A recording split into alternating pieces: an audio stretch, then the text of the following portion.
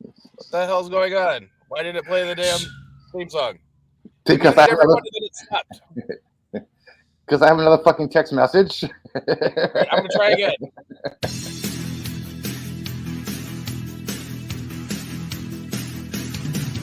Well, you all must have heard I'm a real nerd. People say I'm a fool, but they never got the news that I'm a wild one. Oh yeah, I'm a wild one. You better turn it up, better keep the channel down, cause you're watching Wild Mike and his real wild child. Oh yeah, I'm a wild one. You better turn it up, better keep the channel down, cause you're watching Wild Mike and his real wild child.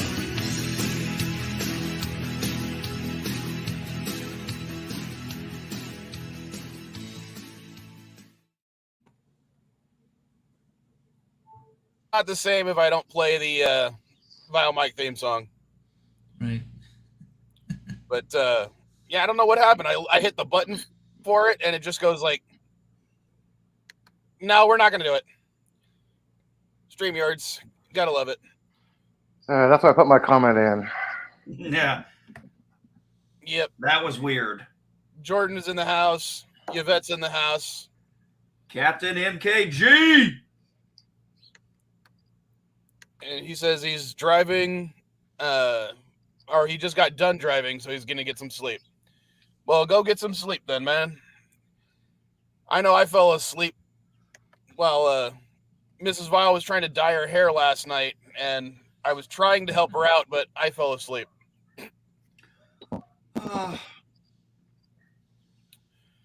But while she was dyeing her hair, I was watching the movie Slaughterhouse. Have any of you guys heard this movie before? I looked at that sloth. Oh my god. No. Let me actually watch that. The murderous sloth. Elihu, this movie was freaking awesome. It's a sloth that's trying to kill you. You cannot outrun a sloth. Dude, I don't know how to explain to you how good this movie is. You have to watch it. Okay. There's no explanation as to why this sloth is murderous, how it can do the things it does. It just does. And Slaughterhouse. It is definitely in that so bad it's good territory. And I love how, yes, the puppet is not the best for the sloth. They definitely take their shortcuts with it, but that just adds to the charm of this movie. And I love how the actors or actresses in this movie play it off as it's 100% legit. It's all girl cast too. It looks like. No, there's a couple of guys in there. You mean played dumb? I'm just looking at the poster. It looks like it's all girl cast. Is that what you're saying? Well, it takes place at a sorority house, so it would make sense that a majority of the characters are female. Right. And what is this called again? Slaughterhouse. That's what I thought you said. Yeah. Here, I'm going to type it in. So, this is how it's spelled. It's literally sloth house, a play off of Slaughterhouse, which if you know that original movie was a play off of Sorority House. So it's a derivative of a derivative. Yes, but I thoroughly enjoyed this movie from start to finish. I kind of like that we're getting back to people just being able to enjoy movies that don't have as high a production value as a blockbuster would. You know, it's like when I grew up in the 80s, 70s and 80s, you could enjoy a movie even if it didn't have the best special effects. And actually, this movie's got a pretty good audience rating. Yeah. Oh, I didn't even bother. When I was looking for a movie to watch and I just saw the title, I'm like, I have to click this just for the title. Do not pay attention to Rotten Tomatoes because it's been exposed that people have been paid to actually post reviews on there. Yeah. So I don't bother Oh, with Rotten no. Tomatoes. Who said I was talking about Rotten Tomatoes? I just said I noticed some of the things were saying it was getting good reviews. I mean, When somebody says audience reviews, that means basically Rotten Tomatoes. Like, don't go for Rotten Tomatoes, please. I don't know. Okay, whatever. I just said it Hey, looks stop like it's telling getting good people what to reviews. do, Elihu. Fuck Yeah. you. And you know what? Rotten Tomatoes is still an aggregate score, so therefore, even if there are even 10 to 20% are paid reviews, it's still going to be fairly accurate, despite the fact that some people are being paid to do stuff. Okay, seriously, how many people got paid, do you think, to review that movie? Based on their budget, I don't think there was a lot. Exactly. Let's kind of put that in perspective here. Yeah. Well, Yeah. if that's recommending Mandela Effect, that's definitely a movie I would not watch normally because I think the people who think the Mandela Effect is real are crazy. If you have Prime, there is a movie that on Prime that just by the virtue of the title I had to watch, and it's called Zillafoot. It's about this Zillafoot? Bigfoot That's so Godzilla you. hybrid monster. Yeah. That is so All right, fucking I you. That need- I like need you someone can't. to- The matter of fact, like you literally found Darren's perfect title. Actually, came past Darren's eyes. That's a match made in heaven. You can't get like if Darren was a movie. That's it, right there. Perfect. Somebody, okay, I All need right. someone to explain to me this one because Bigfoot I actually Godzilla. do not know. That is hilarious. What is the Mandela effect? I'm actually not familiar. I've heard the term, but I've never. I can looked up what it explain means. it, but I know somebody else wants to. So Well, go ahead, Darren, because as I said, Mandela effect I first of all gets its name from a phenomenon in which many people believed that Nelson Mandela was still in prison in South Africa when he had, that he had died actually in prison in South Africa when he actually had been released many years ago, and it has two definitions. The first one is this idea of how we as human beings and our memory works. Where we can get confused and remember things differently than when they actually, how they actually went. The other idea behind the Mandela effect is that our memories are actually accurate and somehow history has been altered around them. So, like, if you remember yesterday's Enterprise, the Star Trek episode, Guinan remembered the original timeline, as soon as the Enterprise C went through the rift and changed recent history. That's the Mandela effect to some people. Oh, but, okay. Well, thank you for giving me an actual representation of that. Yeah, Yeah. I will say this, Darren. Using that Star Trek episode was a great way of describing it for us Trekkies. Yeah, That was a very good example. Thank you. yeah. Because once he said that and mentioned that, it was like, okay, now, yeah, I understand so much better.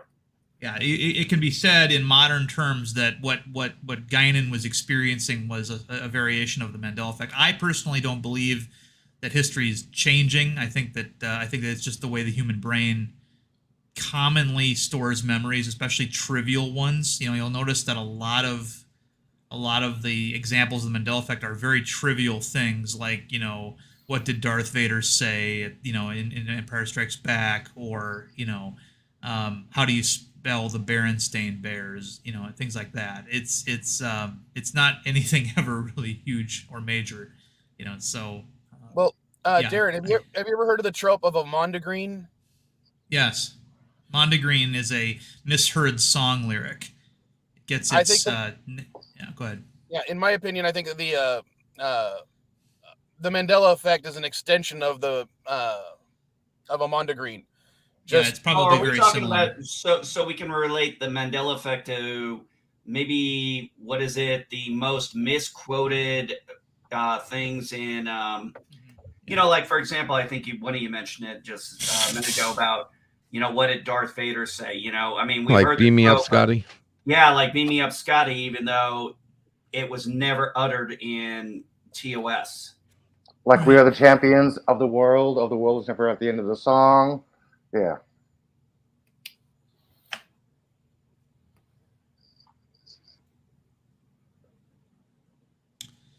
I think But, we lost everybody there. Sorry, I was coughing. there's been a couple where, because I happen to have been paying attention to some things, I know that they're definitely people are misremembering things, like the peanut butter. A lot of people thought it was called Jiffy. Because they're cross referencing their brains are cross referencing Jiffy Lube, Jiffy Pop, and then this peanut butter called Jif. But the slogan when I was a kid was "Choosy mothers choose Jif" because Jif peanut butter had less sugar in it than Peter Pan and Skippy, right? So there's an example there. Where, Yeah, you see for me, it was the commercial. Eat some peanut butter anytime you can, but only if it's Peter Pan. I remember that one.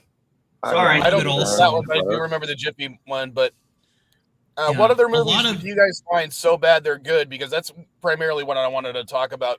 Because I want a list of movies that I can now watch. There is oh God. It's funny you mentioned that because I was just thinking about oh God, I gotta find this. Well, it depends. Do you have a tolerance for black and white movies? I love black. Of course, the movies are movies. Okay. All right. Now, either you can watch the original version or the Mystery Science Theater 3000 version, but The Brain That Wouldn't Die is pretty good. Plus, any Ed Wood movie that they do in particular, if you're wanting, those are the original like bad movies that people still love to watch because they were bad. But yeah. Well, I'm curious. Speaking of bad, when I was hold on, Elihu. When I was a kid and I was on my Mystery 3000, or you know what I mean, MST3K kick, Yeah. I probably watched it, but I haven't probably seen it in 30 years. Right. So yeah, I'm putting it on the list of movies because I'm trying to get a list of movies and TV shows that I want to watch, but I'm going to add these into this so bad it's good territory. Yeah, I played The Brain That Wouldn't Die MST3K version on USS Trepang to a bunch of battle-hardened submariners, and they were pissing themselves. At first, they're looking at it like, what is this? Because it's black and white movie, real old movie, obviously bad. But, it just was, it was so ripe with, opportunities for commentary, let's just say. And it, it's yeah. Even the captain came down and watched it with us. It was weird. I'm curious. What was the last movie you guys watched that wasn't actually a blockbuster or a new release? What's the last movie you guys watched that's like a classic or something? A classic? Yeah, that's not a new release or a big blockbuster. Like, what's the last movie you saw? It wasn't like a new release, like an old film. I mean, yeah, you're way too broad. If it's just that wasn't a blockbuster, then something before 2000. Something before 2000. Well, I'm kind of confused because I didn't really watch it, but when I was working this week, because I had 60 hours to work this week. Well, actually, it ended up being cut down to 55 hours, but either way, I was re-listening to because I couldn't watch. I'm working, but all the Terminator movies, I listened to, all of them. So would that count as a classic movie? Even if it was from Terminator all the way to Genesis. That counts as a blockbuster. Well, Terminator wasn't necessarily a blockbuster when it originally came out. It was. Yes, it was. No, it wasn't. Argue it wasn't. It made money, but I wouldn't call it a blockbuster. Okay, yeah, I agree with Darren. Okay, let's take this out. Screw the blockbuster thing because there were a lot of 80s movies we could call blockbusters. Right. By the 80s definition of a blockbuster. Because we got to remember, guys, international ticket sales and stuff, wouldn't that come around the 2000 timeframes? That shit became a big deal. The overseas market. A blockbuster is a work of entertainment, typically a feature film, that is highly popular and financially successful. See, there's no actual metric that you could say, it has to gross so much of a percent of what it was, what was used to make it before it becomes one. I think it's a very generic term, which is fine. I mean, that means that anybody can call any successful movie a blockbuster. But You know? Well, yeah, exactly. For example, you could call at the beginning of the year, you could say Megan was a blockbuster in some ways based on the amount of money they spent, the reviews it got, and the money it made. Well, I think one of the great examples from my lifetime of a movie that didn't do so hot in theaters, but then became a blockbuster franchise after it went to home video was Lethal Weapon. Yes. Lethal Weapon was marginalized when it came out in the theaters. Critics didn't like it, but then it went to home video and it became like this huge seller and renter. And suddenly now they're talking about a Lethal Weapon 2. And you know, that was an example of that kind of thing happening. But Darren, I'm too old for this shit. You're getting too old for this shit. I'm getting too old for this shit. Oh, yeah, reference to the movie. Gotcha. Well, in that case, NB, you've just been revoked. I will say that last night, What I do? I was making the joke. I was making the joke from the movie. Come on. You've just been revoked. Get it? Yeah. Oh, I get it. Yeah. That was the second one, wasn't it? With the has South just Africans. Been revoked. Yeah. You're right. Diplomatic immunity has just been revoked. Okay, Mike, I got you now. I will say that a couple of weeks ago, some friends of mine and I watched the 1976 Jessica Lange King Kong film with Jeff Bridges. And the guys I was with every time Jeff Bridges was on the screen, they could not stop quoting The Big Lebowski because it's Jeff Bridges wearing very long hair and a beard, and he's obviously years younger, but it just became this laughing thing where and we came up with this theory that The Big Lebowski is actually a sequel to that King Kong movie. Where shut the fuck up, Donnie! Shut the fuck up, Donnie! Yeah. Well, that's what's funny because the female character, the character that Jessica Lange plays in that movie is called Dwan, and so every time she opens her mouth, shut the fuck up, Dwani. We were having a crass but fun time. Oh, playing on telling Steve Busey to shut the fuck up all the time. Yeah, exactly. You got it. Yeah. Maybe that was a Mandela effect, and his name has actually been Steve Busey this entire time, and it's Gary Buscemi. Oh, is it? Did I say Steve Busey? Yes, you did. You're confusing 80s and 90s talk. Why did I say David? Why did I say Steve? You know what? Fucking A. You know what? A. Fuck it. I fucked up. I do that all the time. I can't remember I'm sure it was just actor's name. a Believe it or not, I don't give that two shits about actors and their lives. I never understood the National Enquirer and all that fun stuff. Made no sense. Oh. Well, that was for housewives. Gossipy Indeed. housewives. One of my jobs. Go ahead, Darren. I was going to say the National Enquirer. No, I was saying, go ahead. The news. They were all. A tabloid was a size of newspaper that you typically found. It was an impulse item that they would put right at the cashier's. While you're waiting in line, you happen to see a headline and you grab it. That was the idea behind the National Enquirer. Trust me, I'm very well aware of impulse buy and how that works. Yeah, that's why they put all that stuff right there. Right. So, it's. Did you guys know there's a science to that? Oh, I'm sure there is. There's a psychology to it. There is. They actually hire people to come in, review stores, and and tell people how to place things. And they do this regularly to update for newer markets, newer people, and stuff. And B, that is part of my day job. That's your J job. That's part of my day.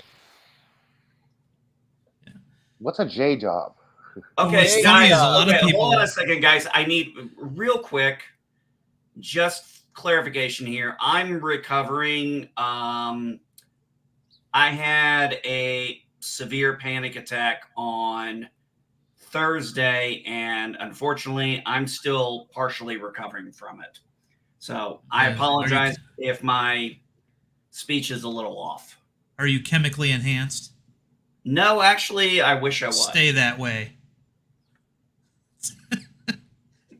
No, trust me, I wish I was at the moment.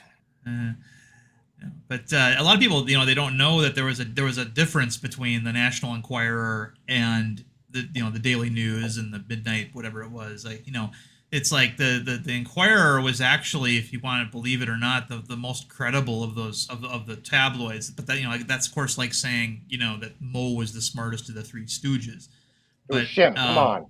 Yeah, well, Shemp, sure. But anyway, the National Enquirer did not report on UFOs and Bigfoot and stuff like that. A lot of people think they did. They didn't. It was those other black and white ones that was Weekly World News, wasn't it? I think so. Yeah. They had the Bat Boy character.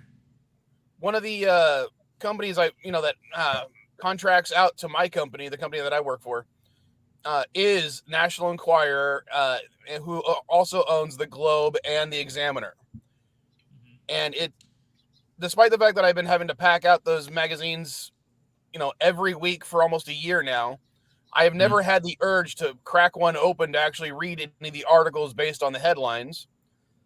But it is interesting to see which headlines are on which of those magazines, because the Enquirer is obviously their most popular one. Right. So they tend to stick with celebrity gossip and politics. Right. Whereas the Globe tends to be more of world events and politics, whereas the Examiner is the one that has the UFOs usually. Yeah. And politics. A lot of people forget that it was the National Enquirer that broke the John Edwards love child story. Oh, shit! They were the ones that cornered him in a either a hotel or a hospital. I can't remember what it was. I think he was going to see, what's her name, the woman that he impregnated, because she just had delivered a baby, and he was there and hiding in like a broom closet, and on his cell phone trying to get security to escort them out so he could leave the building without being seen, and that was what precipitated the whole thing. Who cares? I mean, somebody's cheating on the wife. Who cares about this asshole? I don't care about that. Well, the thing is, Lihu, that he was a vice presidential candidate at one point. So he's to say that you can't say this isn't a significant story, but it did effectively ruin John Edwards' hopes for anything afterward. He hasn't done diddly since, except get in trouble for having. Cheating on your wife does not ruin your presidential aspirations. Well, not anymore, but it did. Not anymore, but it did back then. It did back then. Yeah. Well, it's like Gary Hart got ruined. Gary Hart got ruined because of a photograph that was taken between him and his mistress. So I mean, and all they were on the beach together. It was I hate to tell you this, but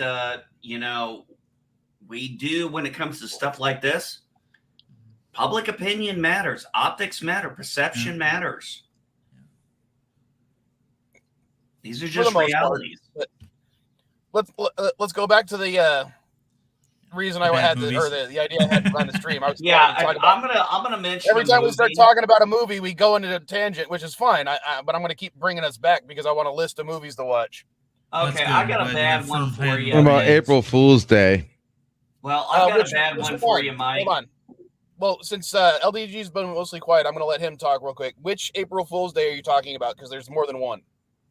The 1980 something one with the actor who played Biff from Back to the Future.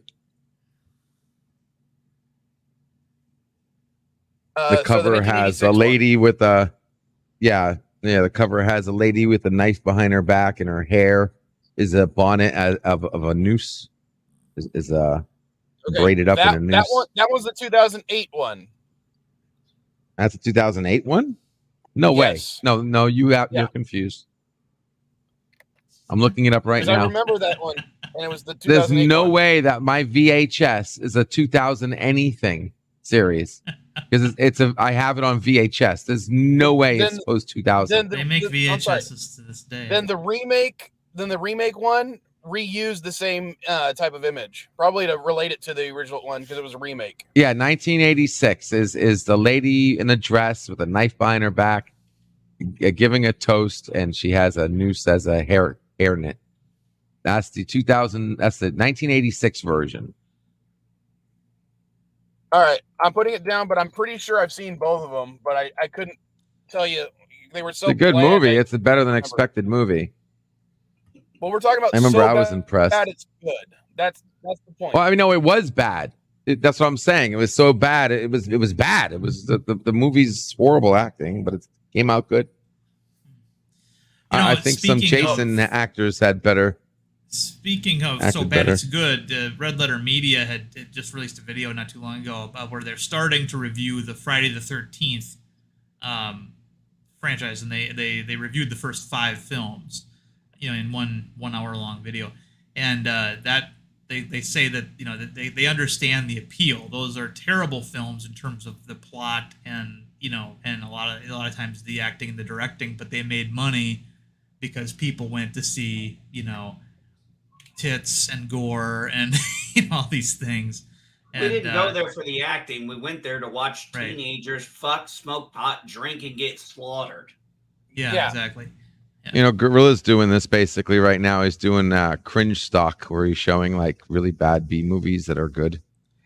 I can't remember what the last one we watched was, but I suggested. When he posted this, I didn't know that's what he was talking about. Yeah, he's doing a show called Cringe Stock where they watch really bad shit, but it's so bad it's good. It's exactly the kind of category you're talking about. So I got the last one he made us watch was very interesting. I just can't remember the name. If Gorilla, if you remember the name, or anybody who watched, let us know. That was a cringefully bad movie, but it was interestingly good. There are Zombie Hooker. No, Zombie Hooker, I think it was called. Zombie Hooker. Are you talking about Frankenhooker? Yeah, you're talking about Frankenhooker. You're talking about Frankenhooker. Is it the guy goes and gets a whole bunch of strippers? Yes, Frankenhooker. You're talking about Frankenhooker. Oh, I thought they said it was Zombie Hooker. Okay. No, the zombie one with Robert Englund was worse than that one. Okay, I think I know what you're talking about. Oh. But zombie, stripper, dude. Yeah, so I liked it. I mean, I was laughing my ass off during some of those scenes. Frankenhooker is basically a remake of The Brain That Wouldn't Die. But no, there are some very well-known bad movies that I will, that people rave about that I will not see because people talk about it too much. Like The Room, I will not see that movie. Okay, Darren, I will say I did see The Room, and I would put it in that so bad it's good category, but I saw it long before it became popular on the internet. Never heard of it. Yeah. Okay, I'm going to say this about Frankenhooker. I remember this movie very distinctly because I was at Blockbuster going down the normal lines of movies, and we were in the horror section with my friends, and this movie said Frankenhooker, and, normally they had the VHS tape right there in front, at least the cover. And you could press the button on it, and it said, "Want a date?" And I was like, okay, fuck it. We got to figure out what the hell this is. And we watched the movie, and oh, my God, we were laughing our asses off at how bad it was. I may have already seen Frankenhooker. I'm not entirely sure. The premise sounds like something I've seen before. But when you were talking about it, I'm going to give you the plot. I'm going to give you the plot. Guy makes an automatic lawnmower, runs over his girlfriend, starts I've put her back together. Once you said the automatic lawnmower, I've seen it. Okay. But for a second there, I thought you were talking about one that I did recently click on based on the title, which was called Zombie Strippers. And that's one of those movies that's in the so bad it's still fucking bad, don't fucking watch this movie category, because that's the Robert Englund one, right?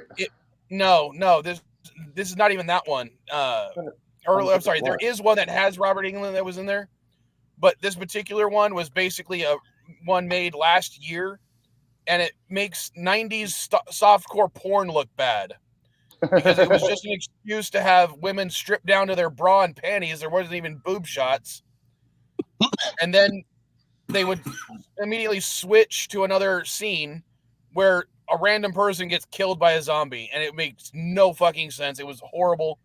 Don't watch it.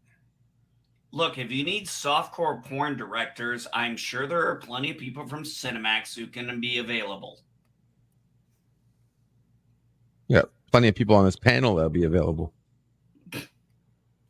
As watchers or as directors? Either.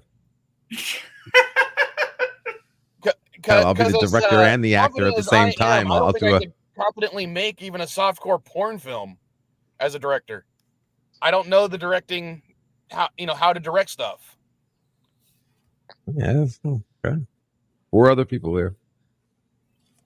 Yeah, contrary to popular belief, you do have to have some basic understanding of directing in order to even direct something like a porno. Like the kind of education you get from a media production degree. What you have a media production degree? There are schools for specifically for directing, and things like that. So yeah. Well, they're extra schools. Yeah. Yeah. No, I'm talking about like a film degree. Yeah. I know what you're talking about. I identify it. Something tells me that. See this, Mike? Have you ever seen the movie Split Second? I don't know. It was too quick.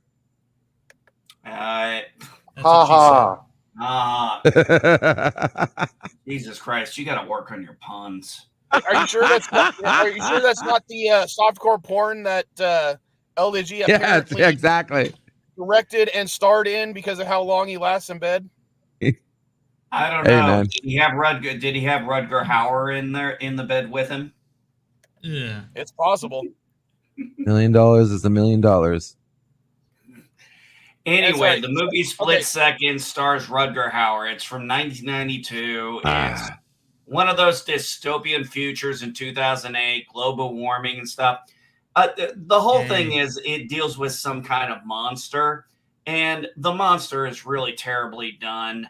The acting by most people is really bad, but I don't know. There's some between the 3 principal characters that just cracks me the fuck up every time I watch it, especially with Rutger Hauer's character as Harley and his partner, Dick Durbin. Dick Durbin, the senator. It was so fucking funny. I don't know. The interactions just between them kept making me laugh sometimes. That I forgot that this was supposed to be a sci-fi horror movie. And like I said, the monster is very poorly done. It's piss poor. The lighting's terrible. It's all done at night. But I don't know. Something about the interaction between the 3 characters just cracked me the fuck up that I just I've watched that movie like 3-4 times. And every time I'm just like, yep, it sucks. I still love it. God damn it.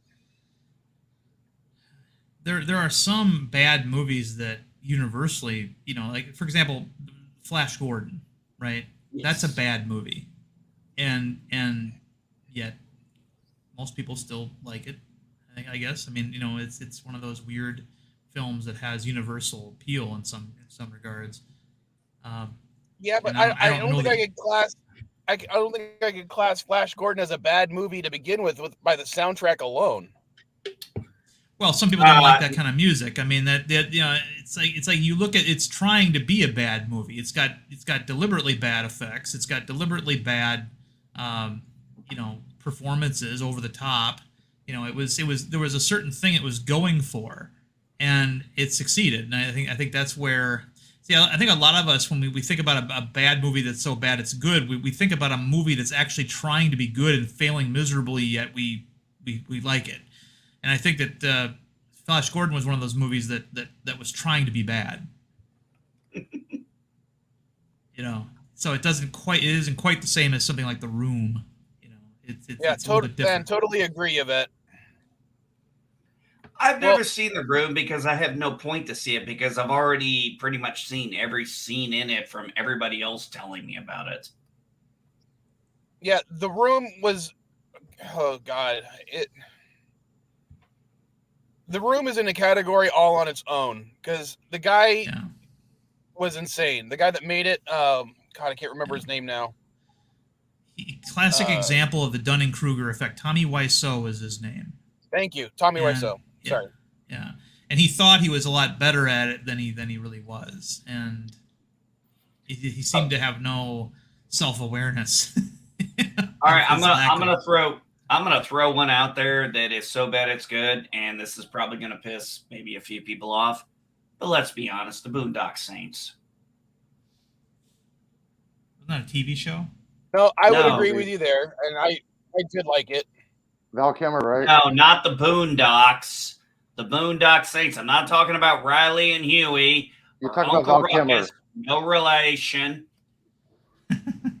Val Kilmer, right? But William Dafoe made that movie for me. I thought it was just stupid action flick until William Dafoe appeared. Sorry, Willem Dafoe. Not William. Well, you can understand the mispronunciation, or maybe it's another Mandela effect. You committed a crime here. But he made that movie for me. Once his character became established, and he's awesome in that movie. No, I'm not saying I don't love the movie. I do love the movie, but we have to be honest. It's not a good movie.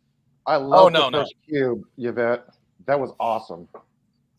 Yeah. Oh, the Cube. Oh, yes. Shit. Yes. That was great. Oh, yes. But is it a bad movie that's so bad it's good? Yes. Yes. No, okay. I don't think. Well, personally, I think Cube was actually just good. It had a good storyline. It had a good plot. The effects weren't necessarily all that great, but that was because they were limited highly by the budget. So I would say that because of that aspect, you could argue that it's so bad it's good. But I don't think that's a good qualifier to say just because of the budget, the effects are. We've seen movies with lower budgets that we say we give forgiveness to them because the end of the performance was good. I'm going to be honest here. I don't know. The Cube, the second one was bad, but I really don't know if I could say the first one was bad. The first one was good because you have to be a genius to escape, and the idiot won. The idiot got free. That was so great about it. Well, the second one I would definitely say is just bad. Hypercube is terrible. Cube Zero, I would say, is much better. It's a return to form. Even though, basically, it's a prequel. And I'm not going to give away the twist ending because they threw in a twist ending for it. But it goes into more of the background of the cube, like why it was built and everything. And then there's one that I haven't seen yet, which is a Japanese remake of the Cube. Why do I think they would do it better? As I said, I haven't seen it yet. Well, Elihu, I've got one quick thing to say. For All Mankind, probably the best visuals I've ever seen of space travel. Yeah, I agree. I mean, I want to say this. Moore did the silence thing in Battlestar Galactica, which I thought was very brilliant. But, I mean, it's just a whole nother level with all that silence. I mean, that's literally fucking scary as shit. You like that they don't have a track on the background, right? It's just quietness. Yes. That is that's what makes a great science fiction genre. You have nothing but quietness in the background. No music, no track. It puts me on edge. Dude, when I was watching, I'm on the last episode of season 3. So, but when I was watching the whole thing with the Russians and the Americans and the transfer, you know what I'm talking about. Yeah. Dude, my fucking heart rate was going through the roof with that tension because of all the quiet. And by the way, brilliant. It's fucking brilliant. The liftoff on Mars technically can happen if things correctly added up. That's what I want to say about For All Mankind. It's been actually tested, and yeah, a human can survive that. I'm just saying it's a fucking amazing it's a fucking amazing series. Although I have my issues with Karen because what she did in season 2. Oh. You know what I'm talking about. Yeah. Has anybody seen that Boys prequel that just came out? Gen Z? Gen V. Yeah. No, I haven't seen it. Oh, there's apparently a Boys prequel? Yeah. Yeah, it just started. It's apparently three episodes are online on Amazon right now. Apparently it's just as gory and nasty and Well, did anybody besides me read the comic The Boys? Yes, I did. Oh, yes, you did? I read the comic. But the comic is way different than the show. I actually think the show is better. I think, it's interesting how the comic went. I actually thought the show has, in a lot of ways, in some aspects, been a bit tamer.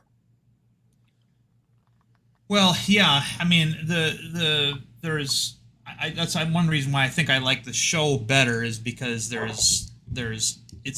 has a little bit more universal appeal, even though it's still raunchy, gross shit, But when you read the comic, I mean, there was a guy I hung out with at the comic shop years ago who was really into The Boys, and I would thumb through his, the latest issue of The Boys, and I felt like I needed a shower afterwards. There was so much in there that was so much worse than the show, but it was worse in a bad way. It wasn't worse in a fun way. There was, at least in the show, there's a tiny bit of over the top fun in there, and I think that's the magic that Kripke adds to the show. But for example, I think Soldier Boy is a way better character in the show than he is in the comic. I would agree. I would say the comic book basically portrays every single person in that frickin' comic book as a bad guy. Yeah. Whereas in the show, they kind of humanize everybody, even frickin' Homelander to an extent. To an extent, yeah. I would agree. I would 100% agree with that because that was one of the problems I had with the comic. Was it always I don't care if anybody lives or dies at this point. When we got to the end of the comic, I was just like, okay, this makes total sense, but I don't think that's what they're going for in this because I don't think that's Butcher's plan in the end. In this one, obviously, we're supposed to root for Huey and probably Starlight, though they're the least bad characters. Yes. We have, but in the comic, it was just. No, but I mean, the thing is, Garth Ennis hates the concept of the superhero. He's a very interesting guy. He makes money, writing superhero comics, but hates it. He would rather write a hit superhero comic than use the money to write some comic that he really wants to write, like a historical biopic on Dunkirk or something. And then he kind of always has to come back to superheroes, and each time he does, I mean. The Boys is basically the Watchmen in terms of what he's attempting to do. He's trying to destroy the concept of superheroes in general with the show. There are no superheroes. There are no superheroes. Hang on, there are no superheroes in the show The Boys. There is nobody saving anybody. All they are is superpowered people who are actors and public. Yeah, there's no superheroes. You don't have to tell us that, Elihu. We understand that, but they're still called superheroes within the narrative, and that's one of the reasons why he's what he's doing. He presents us characters that on the surface look and resemble superheroes, but then in their behavior they're not. That's the whole idea. Yeah. But they're still called superheroes because in that world, that's what they are. And remember, the public doesn't really know all this. This isn't the public we know where, everything. Right. Well, I mean, they still have publicists and stuff. And, oh, my God. Let's talk about, God, what's his name? Now I'm drawing a blank. Well, I just want to give an example of a major difference. For example, there's an episode. It was a really good episode of the show last season called Herogasm, in which the highlight, was this orgy that the Supes all have. Well, in the comic, what it actually is because the public believes what Vought tells them. So they every year the superheroes all leave Earth supposedly to go fight some space menace. But what they actually do is they go to the Florida Keys and have a great big, orgy. That's, it's their vacation basically. And so that entire space mission thing was omitted for the show because that's a little bit too much to grasp for a TV show. I think in the comic it's fine because you have unlimited budget, the medium is different, But I was satisfied with the episode Herogasm because it had just enough of that orgy stuff in there to make it really cringeworthy and so that's an example of the differences. I honestly wondered if they were going to do that from the comic. I really wondered if they were going to go there. Yeah, the show doesn't go into the massive depravity. Hoax, the massive hoax that Vought has created around their superhero characters. I mean, they actually convinced the people living in the comic book universe that their superheroes go on space adventures when they don't, and it's sort of a parody of comic book events like the Secret Wars and Crisis on Infinite Earths and things like that, where the superheroes all leave Earth and come back to Earth, and they come back changed. It's a popular gimmick within comics, or was back when we had good corporate comics. It's again, it's also a statement on corporate America as well. Kripke and but more specifically, Warren Ellis doesn't like them. He doesn't like organized religion, so organized religion is also attacked. Things like that. But yeah, the show is way more entertaining than the comic because there's a little bit less of a mean-spiritedness. You've got a couple of characters that are flawed but still good, in Huey and Starlight, and so I think that's where it shines.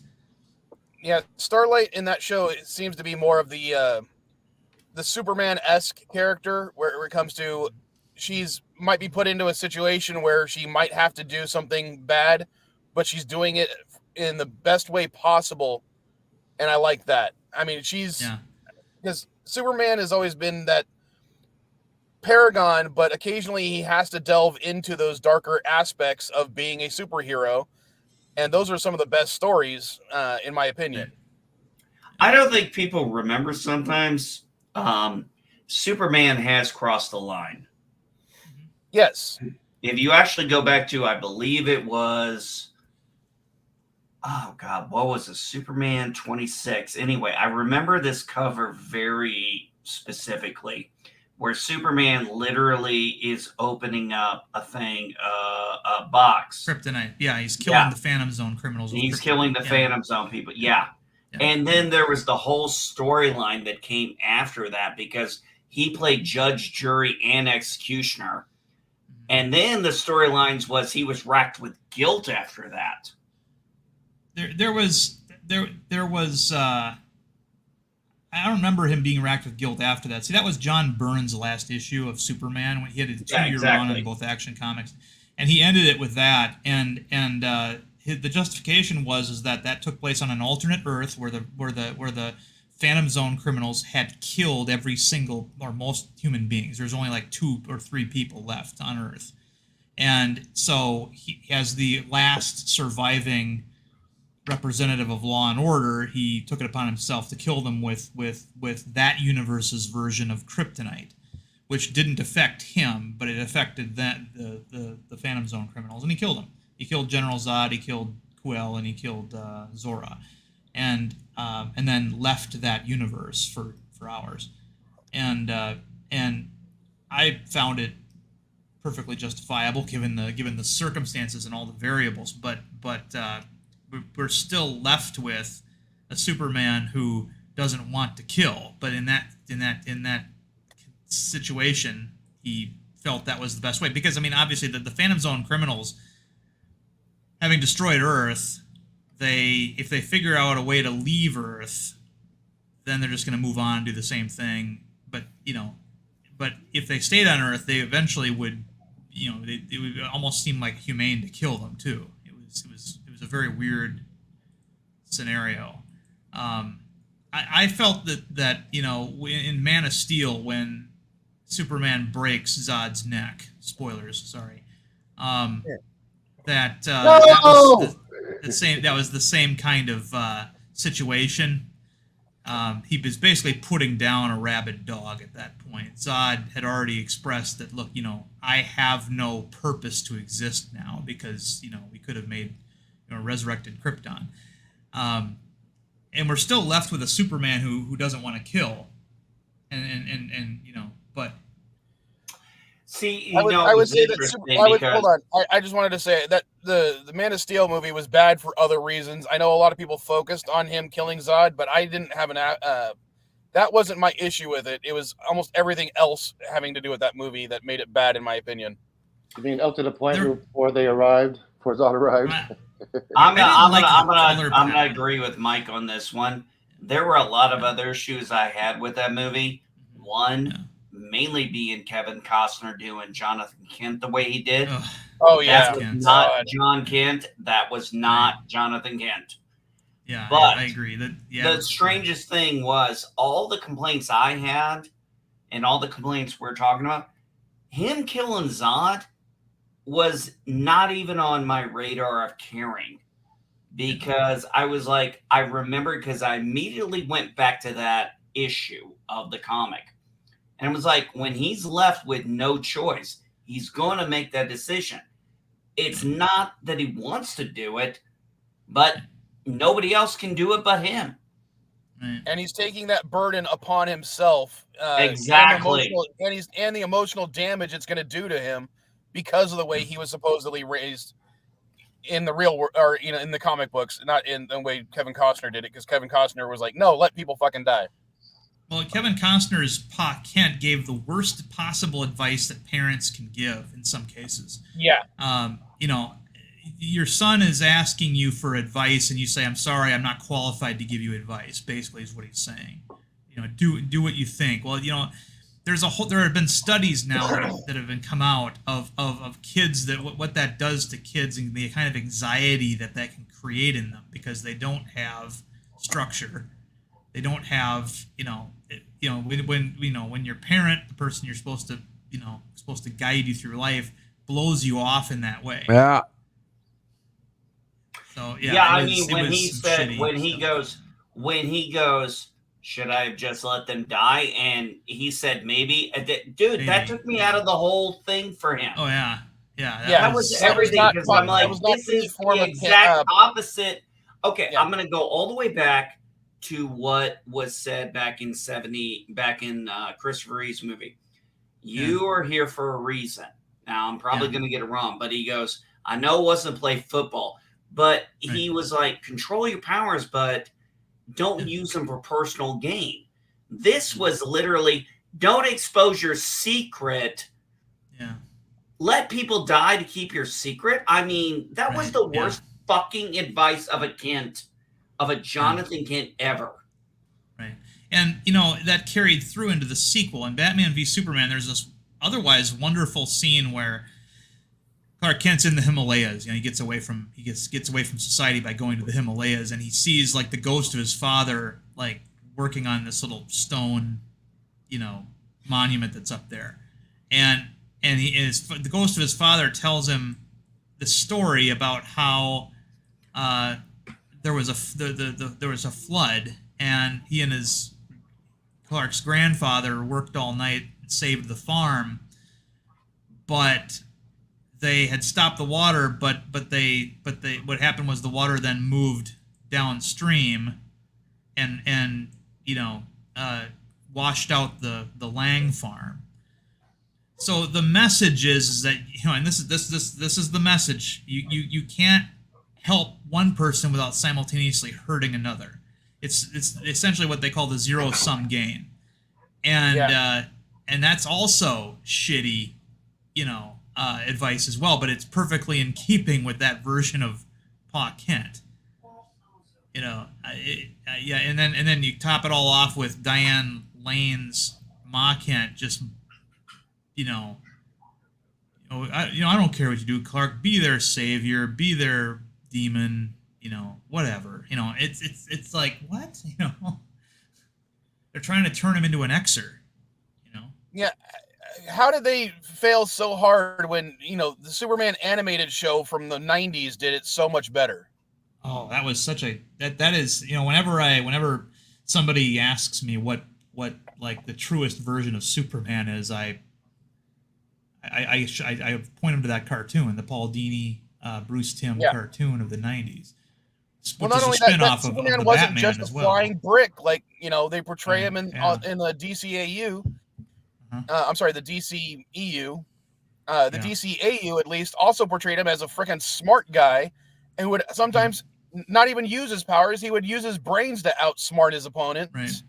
And that was he was great. an investigative journalist. Yeah. He was. That used to mean something back in the day. Right. But, I want to say something to Darren here. One thing that, remember how the parallels are so different from Superman and Man of Steel when it comes to Kent's death. When he's talking to his dad and he's just trying to raise him, he's a young kid, and, his dad dies of a heart attack, and he's like, all my power, and I can't save him. And it's like, right. This was something he couldn't prevent. Right. And I think that gave him a significant purpose, whereas in this point, it was fucking Kent saying, don't save me, don't expose yourself. I'm sorry. Those were two scenes that just fucking killed the movie for me. Yeah, that was not, in the long run, that was a mistake. And I think, and I feel bad because I enjoy Kevin Costner in other movies. But that one was real. I mean, when I heard that Kevin Costner was going to play Jonathan Kent and what's his face, Russell Crowe was going to play, Zod. I didn't really, or not Zod, but Jor-El. Jor-El. I thought, well, that's wonderful because Jonathan, that Kevin Costner is going to make Russell Crowe look like a jerk. I didn't care for Russell Crowe at the time. And it was the exact opposite. The good advice was given to him by Jor-El. Yeah. And the shitty advice was given to him by his Earth dad. So, yeah. It's Mrs. Vile's in the chat, so everyone has to say hi to Mrs. Vile. Hola, Mrs. Cardenas. Stand up when his wife enters the room, please. Yep. She's in the house. I'm down in TJ right now because we're gonna, after the live stream, we're going to a friend of hers' birthday. TJ. Yep. Tijuana. Oh. So, but I think the creators of Man of Steel, I can't remember who wrote it offhand. Christopher Nolan was the producer and had a lot of creative control, but it was Zack Snyder who directed it. I think they wanted to portray Jor-El as the good parent and, Clark's real dad and, not Jonathan Kent.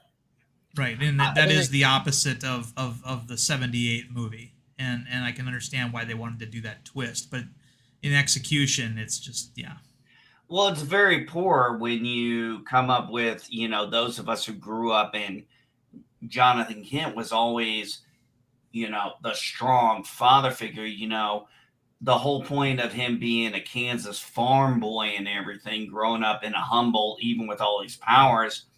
And, I just didn't like that portrayal. I hated it so much. Yeah. Things I did like about the movie, though. I thought Henry Cavill, despite the material that they gave him in the deconstructed world around the character, I thought he was great. And talk about, we got a Superman who looked buff. I mean, it was. I will argue with you with that. I think he was a good Superman. I don't think he was that good of a Clark Kent. No. There was literally, that's another thing. There was literally like no difference. It was like his disguise. I mean, it's pretty obvious to me that in that first film that Lois knew who he was as soon as she saw him. And while I did thought it was kind of an interesting twist that everybody in Smallville was protecting his identity. No, I hated that. I thought it was an interesting idea, but it's not the classic idea. The idea being that he's keeping a secret identity. I think that the secret identity part they kind of abandoned. I mean, it was just going to be one of those things where he's going to hide in plain sight, and not make any effort to really hide it, other than wearing, his I'm going to give the glasses. best Jonathan Kent. I'm going to say to go to the guy from Dukes of Hazzard. Now, see, I didn't see Smallville, so Wow. I had no interest in watching Smallville because I didn't want to see a show entirely about Superman growing up and then never becoming Superman. I mean, the payoff was supposed to be Tom Welling at towards the end actually putting on the suit, and we were never going to get that. Yeah, my whole issue with Smallville was it went on for way too long. It should have been like 4, maybe 5 seasons, and at the fifth season is when he finally dons the tights. Not 10 seasons where he fights every single villain he's ever fought in his entire pantheon, including Doomsday. Yeah, and never wears the tights. Right. Hey, I'm not saying they didn't go on too long. We could say that about God knows how many shows. The fucking Walking Dead should have ended. I can't even believe they're still making fucking continuations of that shit. But I will say that Tom Welling did do a really good Clark Kent as far as I'm concerned. And Erica, what's her name? The one who played Lois Lane. I think she did a great job as well. Well, the Snyder character though, the Pa Kent. I mean, what NB Geek was saying was that his favorite Pa Kent, and I guess in live action, is the Schneider. Yes, Schneider played, and I do like the fact that Bo Duke, got a chance to be in another hit show later in life, because I grew up, with that show. Well, I didn't. It wasn't just him being in. It was also Annette O'Toole, who I had seen in other shows and other movies prior to. So I was remember, Annette O'Toole originally played Lana Lang in. Yep, she did. It was it Star Trek? Superman 3. Superman 3. Okay. It was Superman 3. Yeah, because the actress who played her in Lana Lang in the first film was not available. But and the WB was always really good about that. Like even in the shows that weren't very good, some of the casting choices were fun. Like Supergirl, her adoptive parents were Dean Cain and Helen Slater. Yes, that was so cool. Yes, that was pretty cool. Yeah. It was a good reference, even though Dean Cain, I think, is one of those actors who went off the deep end a little bit. You only say that because he doesn't fine. follow your political perspective. He's fine. Well, they also had Kevin Sorbo in Supergirl, and he's gone. He went off the deep end of the deep end. No, he didn't. No, none of them have gone off the deep end. You're so full of shit. They haven't gone off the deep end. They just don't agree with they don't agree with the bubble. No, I'm sorry. Kevin Sorbo, after certain things, I can't. Okay, are we going to talk politics now? I'm not even talking about politics. I'm talking about the types of movies he's going into. If you're going to say that, you're judging him on what movies is going in, Hollywood's not going to hire him. Hollywood won't hire Dean Cain. Well, again, we just said that they were in these major productions, so Hollywood is still giving them roles. But those were years ago. Those were years ago, buddy. Within the last 2 years, they're not getting the kind of work that they used to. But that's fine. But no, the Paul Dini, Bruce Timm cartoon is. In that whole series, starting with Batman the animated series, flowing into Superman the animated series, and then their Justice League material. That is some of the best. Is probably the quintessential DC interpretation, as far as I'm concerned. It's even better than the comic books at times. At times, yeah, it's the changes that they made. I remember being blown away by some of the changes they made to Superman's origin with respect to Brainiac. I was like, oh, they tied it directly into the destruction of Krypton. Well, that's great. That enhances, the character of Brainiac even more. The idea that Brainiac was the AI that was in charge of protecting the Krypton, and this AI went rogue and decided to let Krypton get destroyed. It was withholding data. Jor-El's the guy who figured it all out, but then Brainiac wouldn't agree with him, and so the council, wouldn't believe him, and then later he finds out that that Brainiac lied because Brainiac determined that he was the most important thing that had to be saved above all else. And that really was a good arc, wasn't it? Yeah. Oh, that was just, I mean, and the voice actor that got to play the voice of Brainiac, I don't remember his name, but when he's explaining to Jor-El, he's like, if the Council knew of, Krypton's pending destruction, they would have frantically put me at work calculating an evacuation plan, which would be futile at this point. And so he's like, am I not what should be, since I'm the repository of all Kryptonian knowledge, should I not be saved above all else? That was his idea. And, well, you can't argue with his logic. Well, it is. Yeah, he had machine logic. That is correct. Yeah. And that was what was so great about him, was you totally understood his motivation. But even though it was the wrong motivation, it was you can't. I don't think you can. It's teach understandable from a you certain teach point of him view. Humanity. Yeah. That's the thing. And tying Brainiac into Krypton's destruction also had the effect of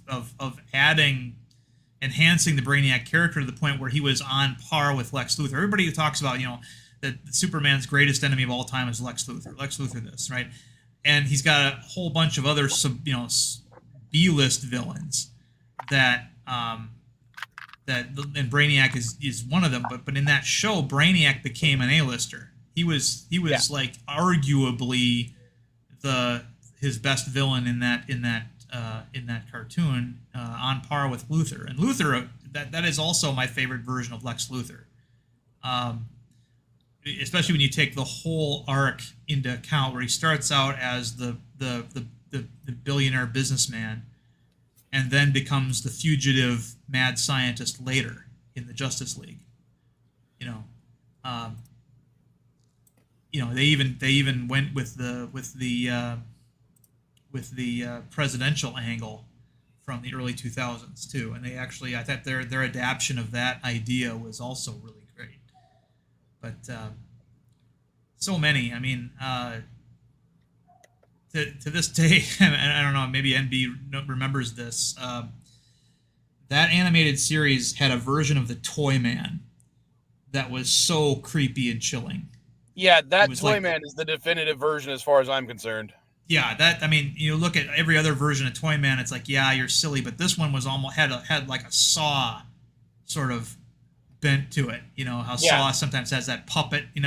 This guy had a mask that was a smiling kid. Yeah, and, he was like a Batman villain in a Superman cartoon, but his traps and stuff were good enough to give Superman trouble.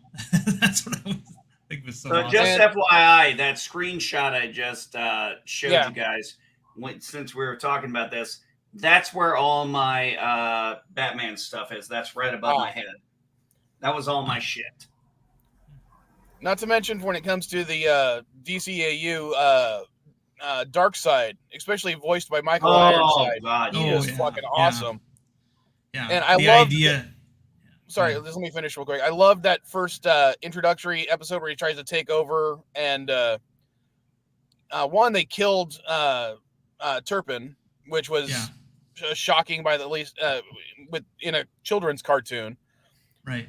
Coupled with the fact that when Superman finally lets him out, lets go and beats the shit out of Darkseid, his people come to his rescue, because despite the fact that he's evil, he's still their leader and they still love him. Yeah, exactly. That was such the futility of it. For Superman. Yeah, Darkseid said that is something you will never understand. I love that line. Yeah. But it's.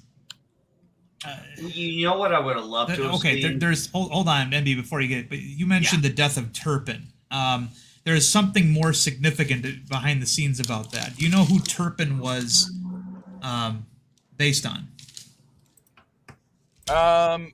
Not really, but to me he was like a Captain Stacy role. And sorry, I got a bunch of cars driving by. Turpin was based on Jack Kirby, and Jack Kirby had died recently, and that death was meant as an homage to Jack Kirby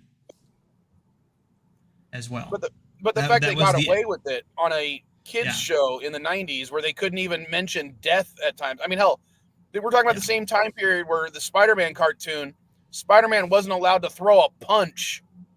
Right. So, because it was considered too violent, and they actually ended up killing a guy who was a established character. Yeah. That was part of the reason, I think, is because they also established, I think, that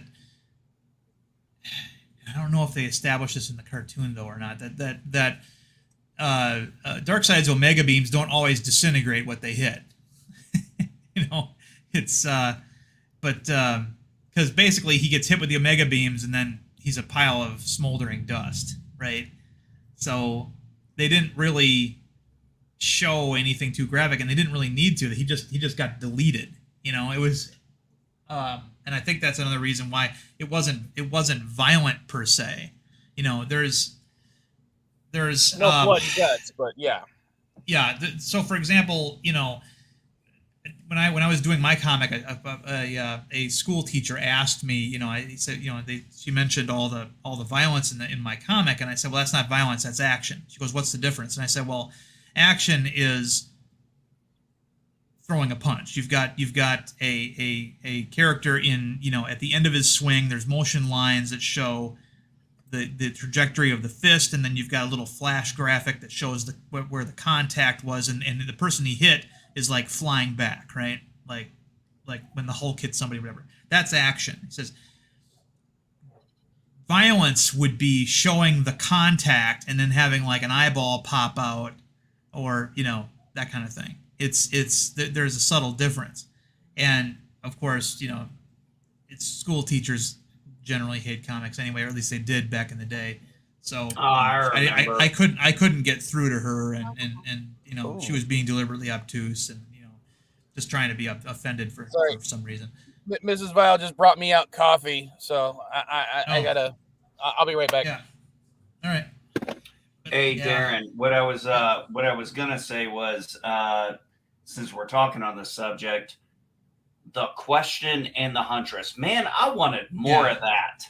Yeah, that was something that, you know, what's funny is that after that because that was not from the comics at all. That was something that show did. And there were people clamoring for that kind of a comic or some kind of a romance between the two, and DC wouldn't do it because DC has, you know, and this was true of Marvel too, to an extent. They have their noses out of joint. If some interpretation from another medium of their superheroes gains popularity, they actually will make an effort not to emulate it. And that's a totally different way of doing things that you know, back in the 80s and before, if you had a cartoon version of a character that took off, that everybody, you know, knew from the, you know, from in the pop culture, the comic book company would change the comic book character to emulate it. I mean, that's how Batman got an oval. Yeah, exactly. I was wondering if you weren't going to bring that up. I was going to bring that up because Batman during the Adam West era changed to fit because of the popular show. Right. And that's because they were trying to sell comics back then. They were actually, you know, whereas Marvel and DC, somewhere around the late 90s, early aughts, they became pricks. They didn't want to do that anymore. And all right, dude, would you agree with me that the 90s was pretty much the catalyst to the death of comic books? I would say, and here's why I say that. I mean it very. Okay, I'm back. Sorry, guys. This is right around the time Image came out because of the whole issue with writers wanting creative control over their IP, right. And you know, so we had Image, we had Malibu. Those things were coming out. We were getting other things, but also DC and Marvel, especially Marvel. I remember. That was the age of the crossovers, and that was when all the variants started coming out. And it was kind of like, guys, we can't spend that kind of money. I'm sorry. You want $1.99 for a fucking comic book I read in 20 minutes, but you want me to buy 6 different covers. I don't have that kind of money on 475. You're talking about the speculator boom.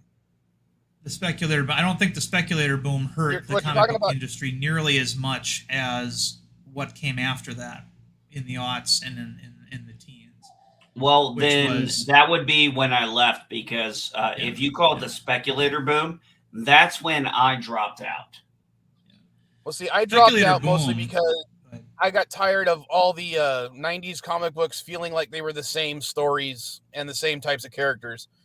I mean, they started like making more Cable type characters, making more Wolverine type characters, making more Spider-Man type characters. It just kind of got everyone's the fucking same.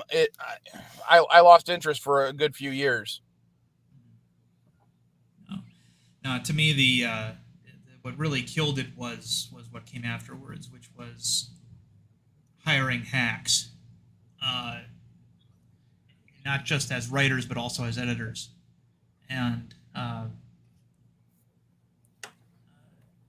things like, Marvel, for example, you've got this MCU thing going on. And this is something that I saw several times, where the thing was that comic books in general have been their audience has been getting older and older, and fewer kids are getting the bug, right? Well, then you have, this movie comes out, Iron Man, right? And you got a mom who comes into the comic book shop with her little boy wanting an Iron Man comic.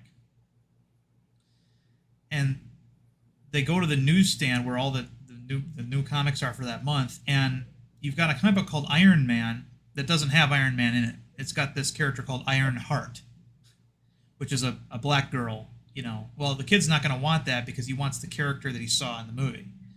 And the only place in the comic book shop to get stories of that character is to either go into the back issues, which is asking a lot of a parent to do, or getting a collected edition trade paperback, and that stars him, and that's, you're asking for like $20 at that point, when they could have, she probably came in there just expecting to spend maybe $4 or $5 to get a comic book with the character in it. I don't know where you've been shopping, but when Iron Man came out, they had the Iron Man comics and right by the front door on the racks, and Berkeley and when Iron Man came out, that is correct. When the first Iron Man movie came out, that is correct. They still had some on the racks, but as time went on, especially when you get closer to the first Avengers film, that's when they started receding it. They actually made Iron Man. They actually made Iron Man a villain in the comics and had him get killed, and then they either cloned him or grabbed a younger version of him from an alternate reality to replace him. It was a convoluted mess, and the thing was that the creative teams at Marvel Comics did not want to change what they were doing to fit the films, and couldn't see the value in doing so, even just temporarily. There wasn't a lot of synergy going on. No, there wasn't. And that was part of the problem.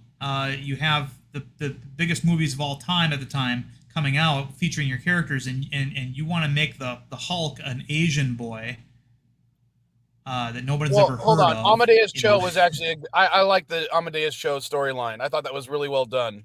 Right, but he should not have replaced the Hulk he should not have replaced the Hulk at the time when the whole country was loving the Hulk and Bruce Banner. That I can respect. Yeah, that I can respect. Yeah. I mean, having a junior, character on the side like that's fine. We've been doing that. They've been doing that forever. But that was a big problem. It was something that Marvel Comics just for some reason couldn't do anymore, and then, that was a big problem. Then they adapt the Civil War storyline, which Civil War was okay. I didn't think it was great. It was okay, but they make a great film out of it that only took basically the name and the fact that it was superheroes fighting. They they dumbed it down to the point where it was actually good. I disagree. I don't think they dumbed it down to the point it was good. I don't think they dumbed it down. They just downsized it. They simplified it. Yeah. Right. Well, they downsized it to the size of the film universe. That's what they did. But for that whole synergy thing we were talking about, so instead of Marvel, either reprinting the Civil War arc, they create Civil War 2, which was just stupid. Right. I'm sorry. I thought Civil War 2 is it's the same storyline, essentially, except, instead of registration, it's precognition. It's still the same thing, as far as I'm concerned. And it was a stupid reason to get them to fight again. And of course, they had to make Tony the villain.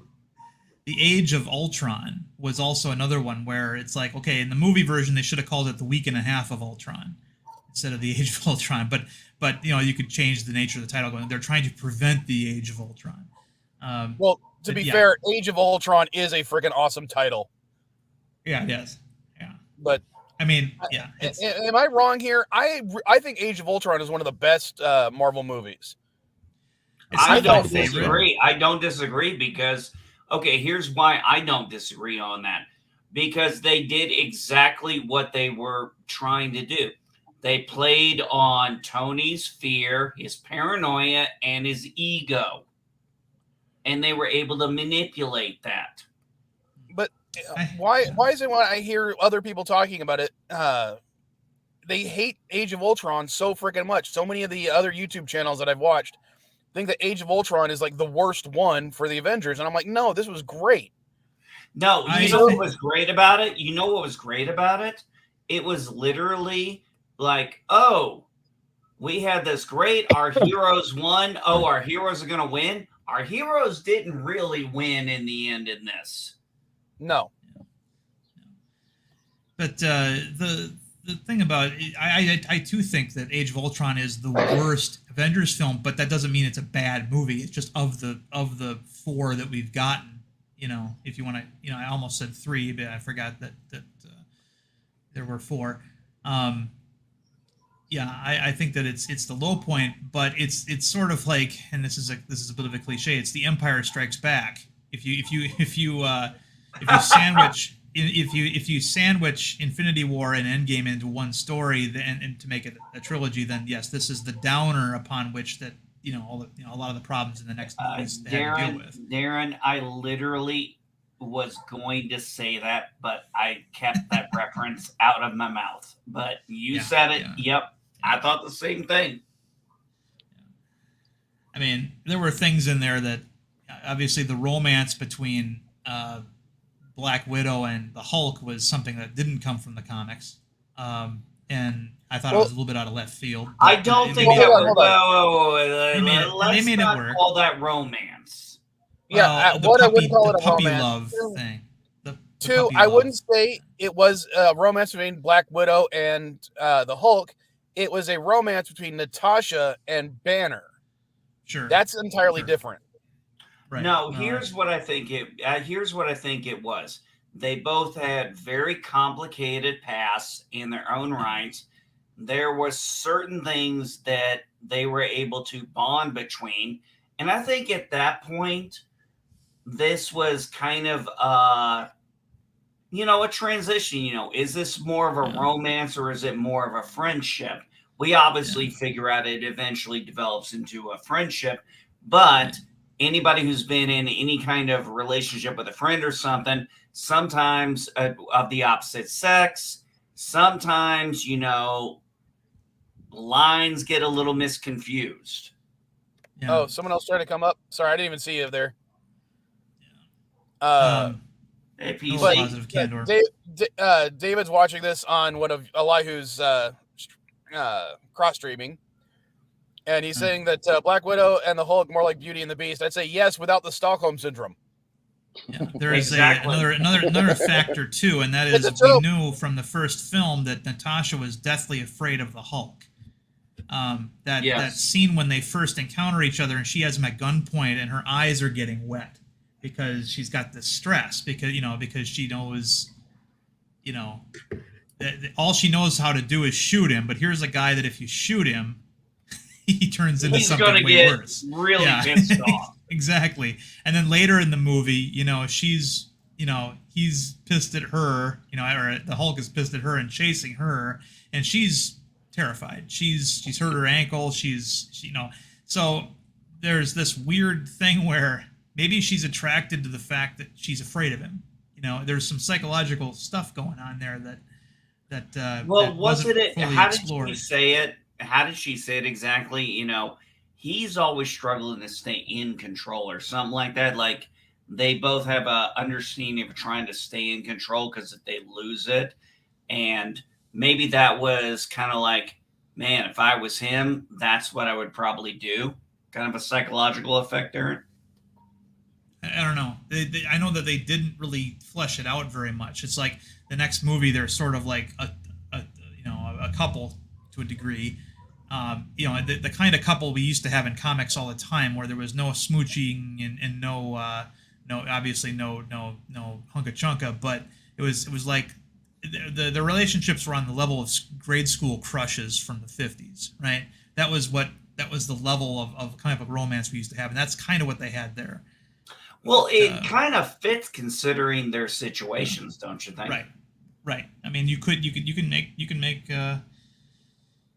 reasons for it, but I mean, again, it was one of the frustrating things is I'm a huge Hulk fan. The Hulk has been my favorite character in comics since I was very small, and we finally got a great version of the Hulk in movies, and they didn't flesh him out. I think, okay, we got our guy now. Let's make another movie, and really get into the Hulk lore, and then they sort of cure him, All right, so let's go off on a tangent real quick since we're already on another tangent away from the main topic. But sorry. Darren, what storyline of the Hulk would you like to see made into another MCU movie as of right now? Please don't say Skara. Please don't say Skara. They already did World War Hulk to an extent, so I'm not gonna. Well, they did. Well, not World War. They did Planet Hulk to an Sorry, extent. you're World War correct. Hulk Thank is you. the sequel. Thank you for correcting me. But no, the one I would actually think that they would make one of the best story arcs either a MCU show on Disney Plus or a film would be the Las Vegas. The Las Vegas era of the Hulk, where the world thought the Hulk was dead. The Hulk had changed into his gray version, so he didn't look the same anymore. And he was hired as basically an enforcer for a casino owner in Las Vegas, and it was the Hulk protecting this casino owner from the local mob, and the mob kept sending tougher and tougher people to try to run this guy. He was calling himself Mr. Fix-It, Joe Fix-It at the time, and it was great because we got the Hulk. Nobody knew this was the Hulk. Obviously, everybody thinks the Hulk is green and 7 feet, 10 feet tall, whatever. Whereas his Joe Fix-It version was significantly shorter. And gray skinned and was talkative. He was more like Mr. Hyde than the Hulk was, and it was great because when you freed him of his reputation, you got to see what he was in. Got to know him more, and it was. I would adapt. It was a great time to read Hulk. Yeah, I would adapt that. And then, because from there you can end. I mean, if you want to bring him back to the status quo later, you can do that. But that whole thing was such a. It was like the Hulk in the Sopranos, sort of, rolled into one. It was pretty good. That's what I would do. And wasn't the Gray Hulk part of the new Fantastic Four? Yeah, there was a brief moment where the Fantastic Four went missing, and Ghost Rider, Spider-Man, Wolverine, and the Hulk basically became the new Fantastic Four. They became the new Fantastic Four, so they could go find the original Fantastic Four. Yeah, it was kind of a joke, but it was. Well, I remember this very distinct panel where the Hulk is holding up something. He's like, Spider-Man, I'm getting tired. Can you go hold this for me? And I just thought that was such a funny line, being like, the Hulk isn't even tired. This probably ain't bothering. He's just bored. And he's like, you come over here and lift this. And I was like, it was so out of character for the Green Hulk. It was just right. The Gray Hulk had such, oh my God. Yeah, for those of you who love don't know that era of him. Yeah, for those of you who don't know, where the Gray Hulk actually came from was sort of a retcon. Stan Lee originally wanted the Hulk to be gray, but the printer couldn't come up with a consistent gray page after page, so he settled on green because that was easier for the printer to do consistently. And so in the late 80s, comic book printing had improved to the point where you could do a solid gray. So Peter David, the writer, had the Hulk retconned the Hulk to where his initial night that he changed into the Hulk, he was actually gray and not green, but nobody noticed it because it happened at night. And then he became green later on. And so he had the Hulk regress into his original Stan Lee, Jack Kirby inspired version, which was a little bit less powerful, but that didn't really matter because the anger factor was still at work. But this version of the Hulk could carry on a sentence. He talked like he was kind of like the Thing, only he had was a even broodier personality. And that's in fact one of the reasons why the Hulk's speech pattern came about, was because in I think the third issue of the Hulk, the Fantastic Four guest starred, and Stan realized that the dialogue for the Hulk and the Thing were practically the same, so he gave the Hulk that sort of Tonto, Tarzan, and Frankenstein Hulk speak, Yeah. Yeah. to make it stand out from the Thing, because he didn't want to change the Thing, because at the time broken English. Yeah, the Thing as part of the Fantastic Four was their best-selling comic at the time. So you're not gonna change them. You're gonna change this other thing called the Hulk instead. Well, and that's where it came from. With the whole time travel and parallel universes stuff, what would I was thinking more of bringing in the Maestro.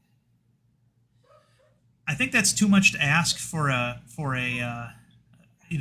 general audience. I think part of this problem that we have with the MCU is their decision to go with the multiverse angle. I think that that's an angle that whole concept is better in comics than it is in mainstream entertainment.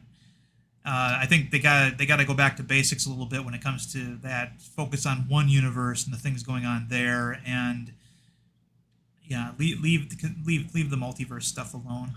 Isn't the MCU supposed to introduce the leader? And I already typed it in, but yeah, David, the original premise of this was so bad it's good films, and I would definitely include guilty pleasures in those, even if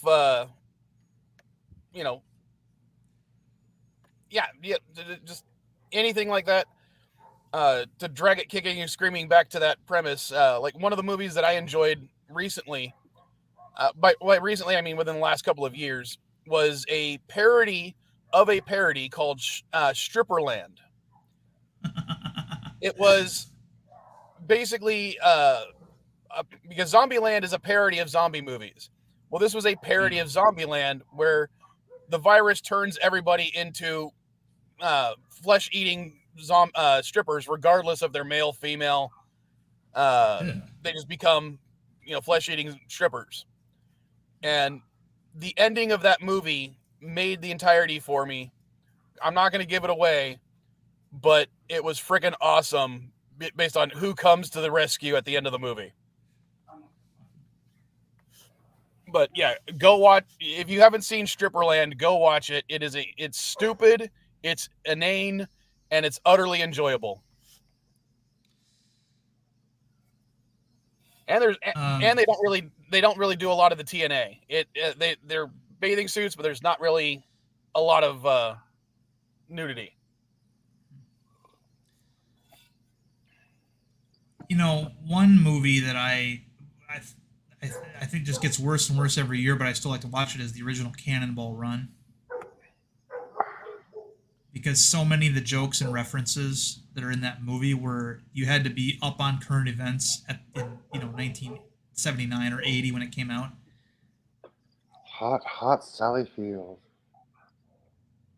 Not in Cannonball Run. Cannonball Run. Sorry, I was thinking Farrah Fawcett. Farrah Fawcett. Yeah. Farrah Fawcett. Sorry, I was thinking it was Smokey. Yeah, but that's the type of movie they could remake every few years, in my opinion, and then you can go back and enjoy the originals.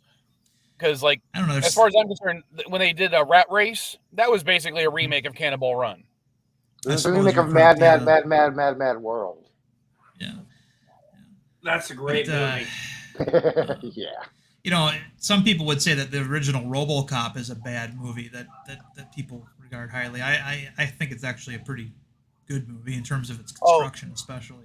The layering of RoboCop, I can't say it's a bad movie because you can watch it as a straight up action flick. You can watch it as an allegory of the 80s economics situation. You can watch it as a religious allegory. I mean, it has so many layers. It can't be considered bad. And I got a lot of dogs barking, so I'm going to mute. You can watch how somebody, when they're dying, their arms all suddenly stretch. I had a college professor who in creative writing who declared in the when somebody mentioned movies, he asked, "What do you think is the best science fiction movie of all time?" He hands down and said RoboCop. He says that's got more context and layering and subtext than a lot of books. He said, and everybody was just taken aback, because they were expecting him to say something like A Clockwork Orange or 2001: A Space Odyssey. Nope. this movie that was almost given an X rating. That's the one he wants. All right, I'm gonna tell you this right now. I know. I'm gonna tell you right now. I've never seen Cannonball Run. I know absolutely nothing about it. I have no clue what the movie is about, and I have never had anybody give me a reason to see it, other than they say it's a great movie. You want a giggity? Burt Reynolds in his prime, basically. Well, to go back to RoboCop just for a second. That was Smokey and the Bandit. Go to YouTube and just listen to the RoboCop theme song. Yeah. And pay attention to it because, God, I can't remember who did the music for that film, but Basil Polidoris did the music. Sorry? Basil Polidoris did the theme to RoboCop. Well, thank you, because I could not remember that.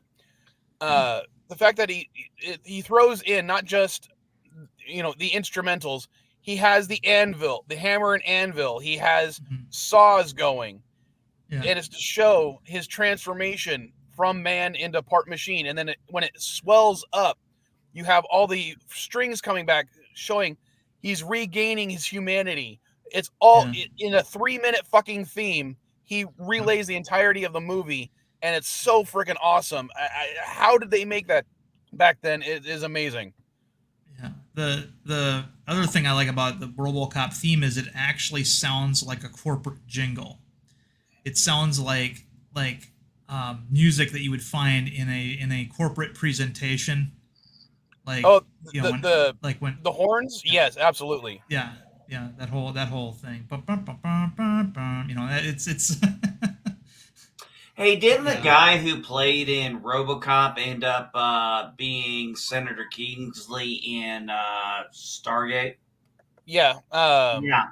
Oh God, now I can't remember his name. No, I don't know his name. It doesn't matter his name. I'm Peter just Weller. saying I know the reference. No, not Peter Weller.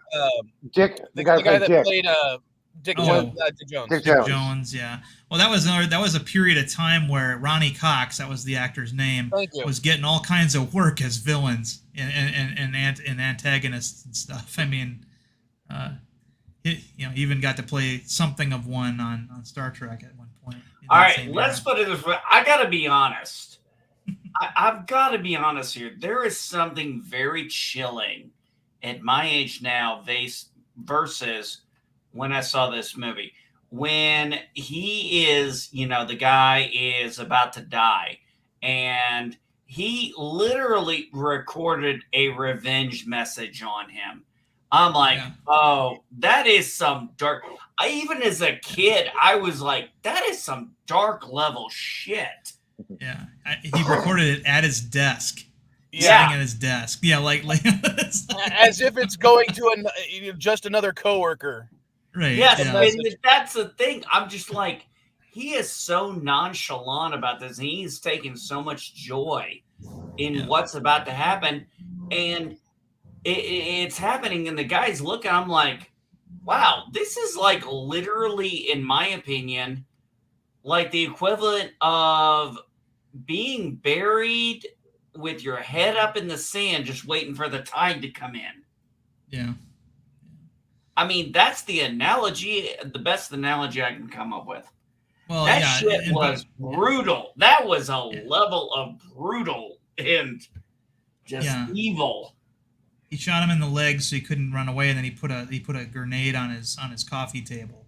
Yeah, and he couldn't get away or do anything. And it's just, yeah, but I mean, it was just. I mean, of all that movie, seriously, that was the chillingest moment. I'm sorry, Murphy getting shot up. Yeah, that was brutalizing.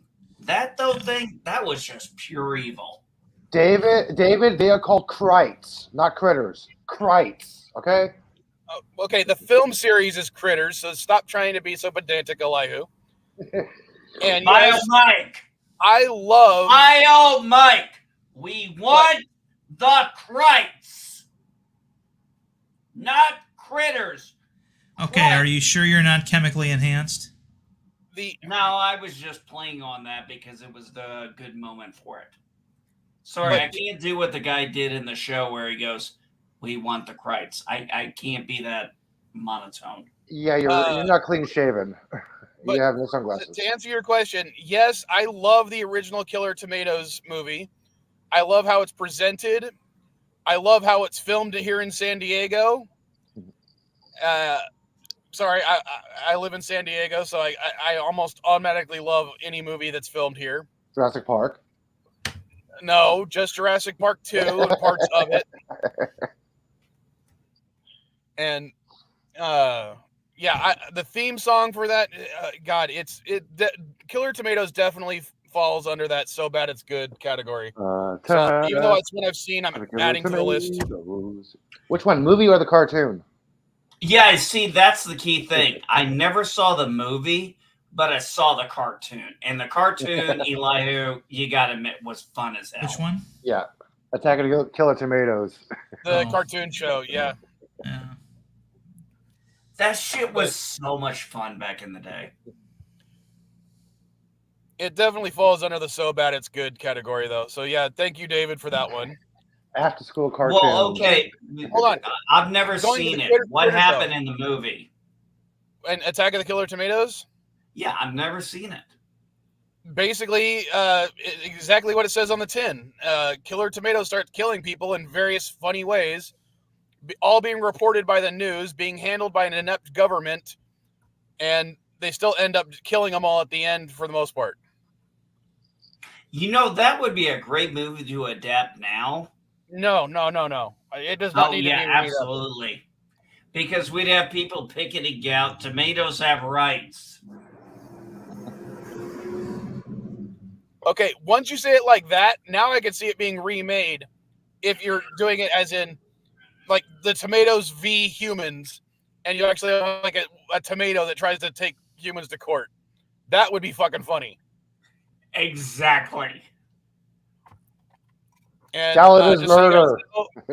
Ketchup is murder. Mrs. Vile's nephew decided to join me in the van to play with the Transformer again. He went in the glove box. Oh, come on. Wouldn't that be funny? Wouldn't that be funny? A tomato in court arguing. Ketchup is murder. Ketchup is murder.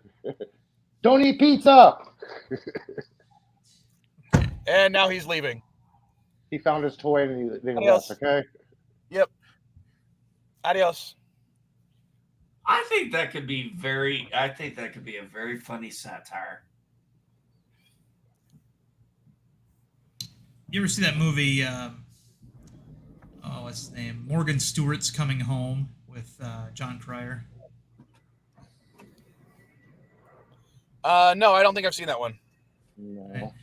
John Cryer movie is obviously he plays a son of a senator who's invited to come home and live with his family after being in a boys' boarding school for like 10 years, and he's a huge monster movie fan, and he finds this girl who also is, and they go on a date. And the movie they go to is Attack of the Killer Tomatoes. It's a pretty fun little movie. I'd recommend it to anybody who wants to see a fun little movie. Sorry, say the title again, and I'll add it to the list just in case. Morgan Stewart's Coming Home. I'm sorry, John Cryer will and forever always be the Duck Man. Ducky, yeah. Yes, I'm sorry. From Pretty in Pink, yeah. Yeah, but there was a time when he was making movies. I mean, one of my highest viewed movies on my videos on my channel is a review I did of Hiding Out, which was another movie of his that I like, obviously, since I made a video about it. Howard the Duck's bad, but I love that. I will say, you don't always make films of movies you like. Even one of the vile reviews I did back in the day was of a movie I thought was horrible, called, what was it? The Resort. It was just bad. Is that beach where people age? Video about it. Is that movie where people age on the beach? No, that's old. Oh, okay. That's old, yeah. Yeah, that was stupid. It's like, how did that one guy who was stuck there? Nobody cares. Go on. Well, Mike. But like the resort was supposed to be about a haunted resort on Hawaii, but there is a ghost haunting it. The ghost kills one person, and then the person they killed comes back to life and is the one that actually kills everybody else. For the most part, except for a haunted truck.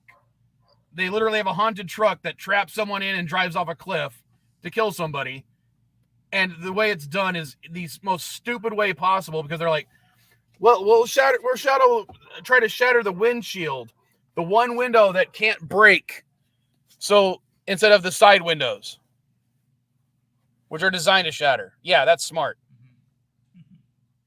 Sorry, it was just, go watch the review. It was bad. Here, I'll even post a link. I'll see if I can post a link to it, just because it's my shortest one, because it was just not worth talking about that much. I just wanted to say how bad it was.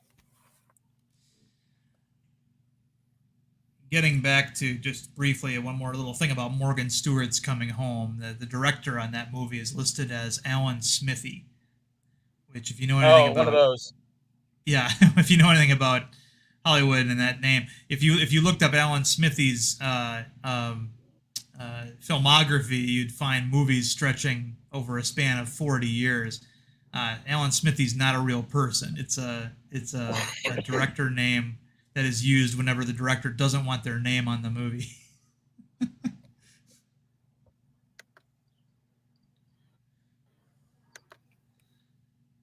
Man, Alan Smith, he should have directed the Transformers. All right, here, I'm posting the link for anyone who actually cares to watch it. Well, the Transformers movies were definitely a guilty pleasure for me, because I was a Transformers. I still collect Transformers. But I kind of got tired of the formula. And that's what really left me not liking Rise of the Beasts, because it went straight back to the goddamn formula of, all the other Michael Bay Transformers movies. And I was like, you just had Bumblebee, which was great.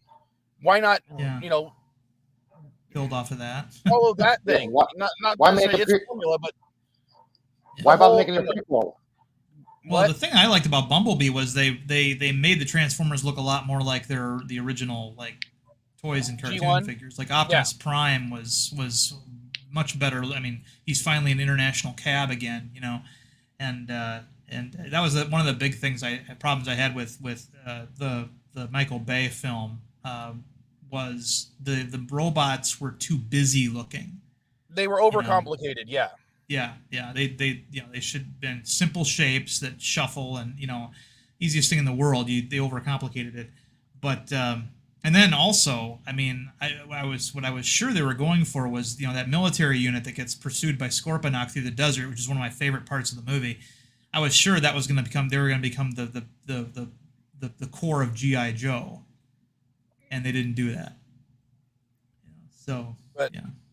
Yeah, the whole I hate the fact that they keep redoing the Transformers actually have a connection to ancient Earth in some way, because that's what they all did, and all of them except for Bumblebee. Right. I hate the fact that it's giant pillar in the sky type thing that you got to one MacGuffin in order to prevent it. It's just tiring, and I didn't want to see it. I liked Ron Perlman as Optimus Primal, but he doesn't do much. He's an exposition monkey.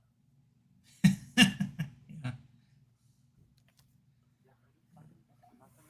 But I hope in the future they're gonna go off script and just, or at least off formula, and make another good Transformers movie.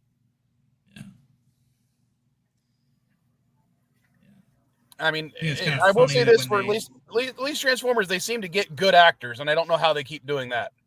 Oh, they probably throw on a lot of money, But I thought it was kind of funny when they got around to the MacGuffin was renamed the Allspark, because they figured that if they called it the Matrix like they did in the original show, people would get confused, because the Matrix movies were still coming out at that point.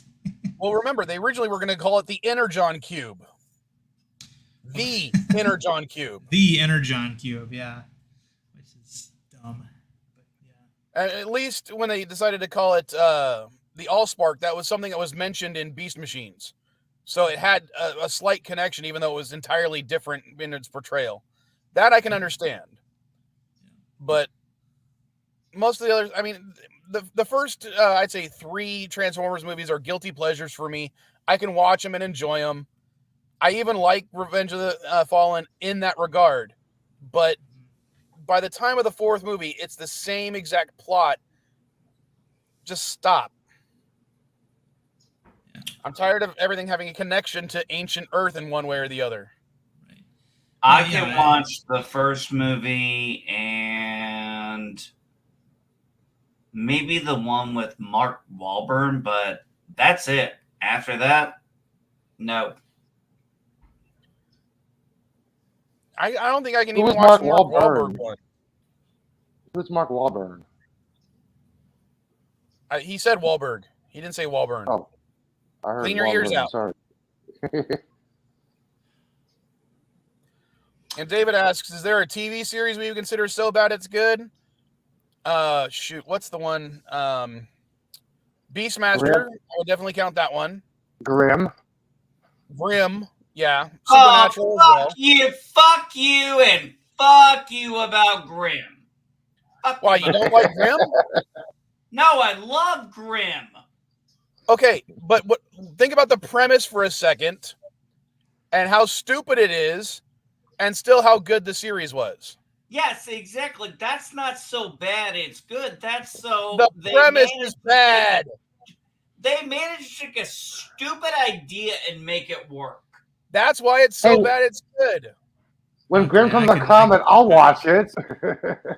Yeah, I actually have a suggestion for that, since you asked what TV shows are so bad they're good. I would vote for Hemlock Grove. Ooh, I've never heard of that one. I've seen that. Never heard of it. Yes, yeah, that was on Netflix. It had Famke Janssen and Bill Skarsgård in it, and a few other actors, and Doug Ray Scott. And it was based off of a book, and it features essentially werewolves, vampires, and undead, and other shit. And it's I guess they did 3 seasons. I think I may have only seen the first 2, but dude, that show was so messed up. It was bad too. It was, the acting was bad. And it was bad, dude. That was so bad. But I couldn't stop watching the shit. I know. Oh my. Oh my God! You're like you're looking at this one on the fucking list. thing. No, this one. No, I'll be right back. I know I'm what gonna he's make more talking coffee. about. This is literally bad CGI, bad writing, bad acting, and it's like for some reason we kept coming back. Yeah. And I watched the whole thing. I mean, it was just like, okay, Good. All right. I'm going to say a TV series that is so bad it's good, that is probably going to get me in trouble with a certain person who's probably listening while in her kitchen right now. Uh-oh. Doctor Who. You know, you're absolutely right when it What? came to the last few years. Hey, let's part be of honest. its charm That's is the a bad very, effect. Hey, let's remember, we are talking about a show that has been going on for longer than we've all been alive. Oh yeah, I know. So I don't think that's a Now- fair way to do it, because Hold you on. can take a show that long and break it up into certain portions. Okay, let me see if I can clarify a little bit. The first Doctor Who that I ever saw, second I should say, because I did watch the movie with my dad a long time ago on VHS, but I didn't remember it at the time that it was Doctor Who until I rewatched it later on, was the 2005 reboot with Eccleston. And the entire time I'm watching that first episode, and I'm like, the villains are mannequins. How much of a shitty budget can you really talk about for this thing? But it was the writing that got me into it. And yes, as I said, it was going to piss off somebody who's listening. And yes, you're a vet. But since then, I've become a large Doctor Who fan. I'm not the biggest fan because I haven't watched all the New Who stuff. Capaldi rocks. I haven't watched Flux yet. But I'm just saying, the charm of Doctor Who, part of the charm is the bad effects and how they make it a legitimate threat. Don't talk shit about Capaldi. Capaldi rocks. Well, man. you gotta remember though that the special effects that Doctor Who has always employed were the best available for television at that time. And let's be honest. Let's give the effects are one thing on the older Who, but let's be honest. They all took it seriously. They didn't treat it as a joke. The actors took this shit seriously. And part of that is why, like when I was really talking about Slaughterhouse, was how the characters in the story take everything 100% serious. And that's one of the things about Doctor Who I enjoyed, was the characters took it as serious despite the silliness aspect of it. And that makes it really good. And the silliest aspect of our perspective now, that might not have even been silly back then when it was done. Cheap effects, yes, but they didn't do like other people did with cheap effects and just half-ass it. They took it seriously. You got to go with the times here and how serious they took what they were given. I mean, that is some shit. There wasn't a person in a rubber suit every episode. That was so great about it. That was a center trope. You got a monster or a bad guy, person in a rubber suit. Not Doctor Who. Sharing an image. Sorry. And then going back to Doctor Who, I mean, come on, Yvette. The original Cybermen costumes were pretty fucking good. No, I think the original Cyberman costumes were fucking lame as all hell. But the fact that they took them serious is what makes me enjoy those episodes. That's because they made the most of the effort to do with what they had, and the actors took it seriously. Eccleston bald. Right. This is from the future, November 23rd, 2043. Afternoon of the Doctor. It's a joke, obviously, a poster, but it was on Twitter. I like that. That's funny. I do like Matt Smith with no hair. I did not see the date on that, Darren. So I'm like, please tell me they're not actually doing this. I like seeing Capaldi with that really solid kind of white hair beard. Yeah. I could so have seen that if he had done that later. I don't know about David Tennant's mustache, but it's no. And then of course Jodie's back there. Wait a minute, David Tennant's. What would the mustache be a representation of? I don't know. don't In know. British They just culture. assumed. I mean, two of them have beards that don't have beards when they're playing the doctor, so it's. Andromeda. Andromeda is one of those shows where I liked it at the beginning, but by the end, I hated the series. And I'm not going to go into. No, But, you're not you going to go know- against Kevin Sorbo again, are you? Okay, Did I miss the homophobic talk? Darren, even before his, as I said, edge of the cliff moment, I thought the last 2 or 3 seasons of Andromeda were just bad. The first season was awesome. Once they reestablished the Commonwealth, I thought the series started going downhill. I would agree. I feel the same way about Capaldi's run as the Doctor. I thought Capaldi was outstanding, but he wasn't given the best material to work with. They were really actively trying to make him not likable, and I'm like, this he deserved better material, and unfortunately the material got worse and worse and into the next Doctor. But I disagree. I thought Capaldi.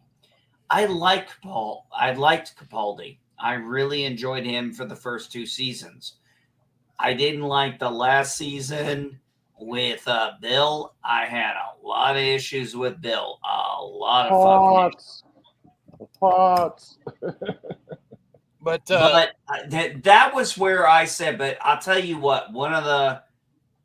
I was like, if I ever have an endpoint with Doctor Who, which currently I do, I ended it at the Husbands of River Song because I just thought that wrapped everything up perfectly for me.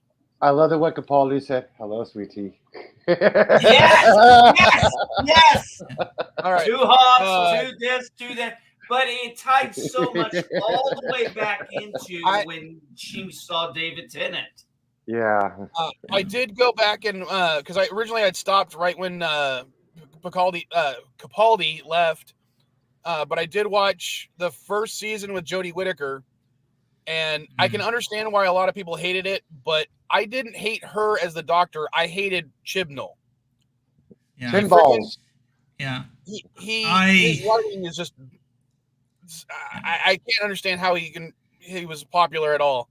It's pronounced Yeah, pinball. he wasn't. have an issue Chibnall was not known for being a writer of the best episodes of Doctor Who. He did the filler shit episodes.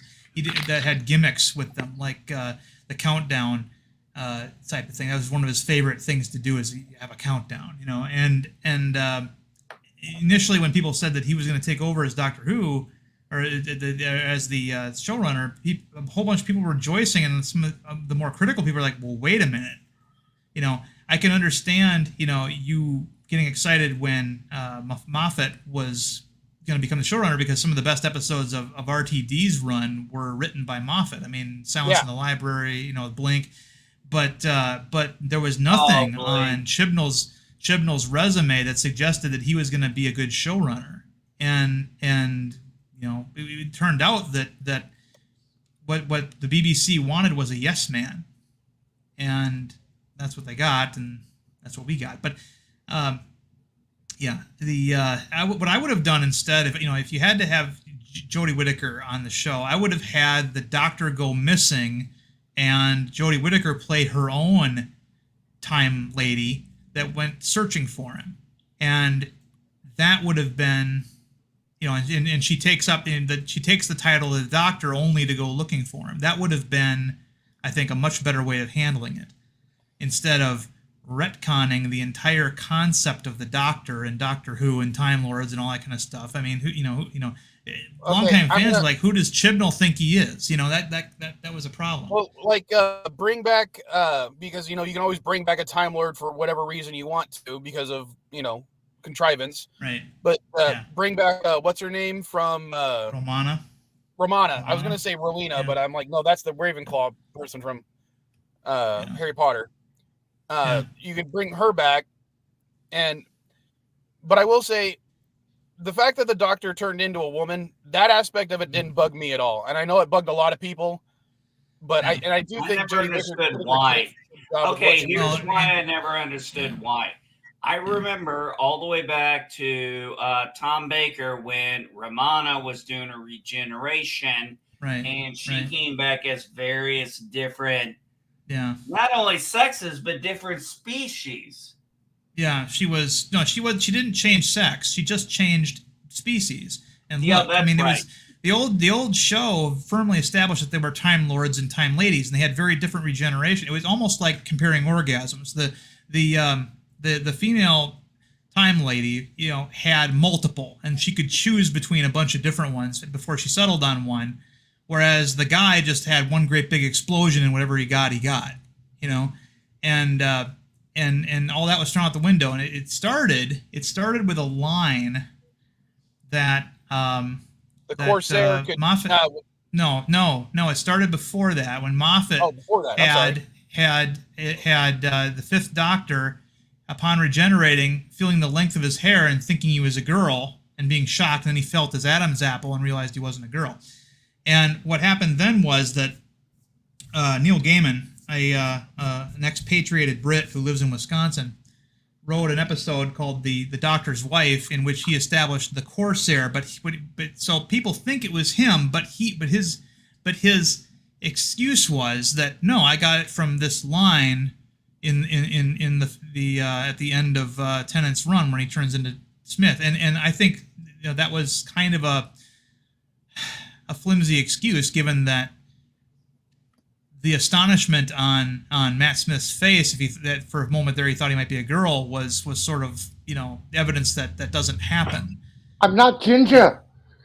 Yeah, and so it's I mean, Neil Gaiman is regarded as a great writer, particularly when it comes to comics and stuff. But when it came to Doctor Who, I mean, he didn't even understand what the sign on the front of the TARDIS was for. He said that there's it's a famous little thing that happened in Doctor's Wife where the TARDIS in that episode becomes an actual like person that the Doctor can talk to.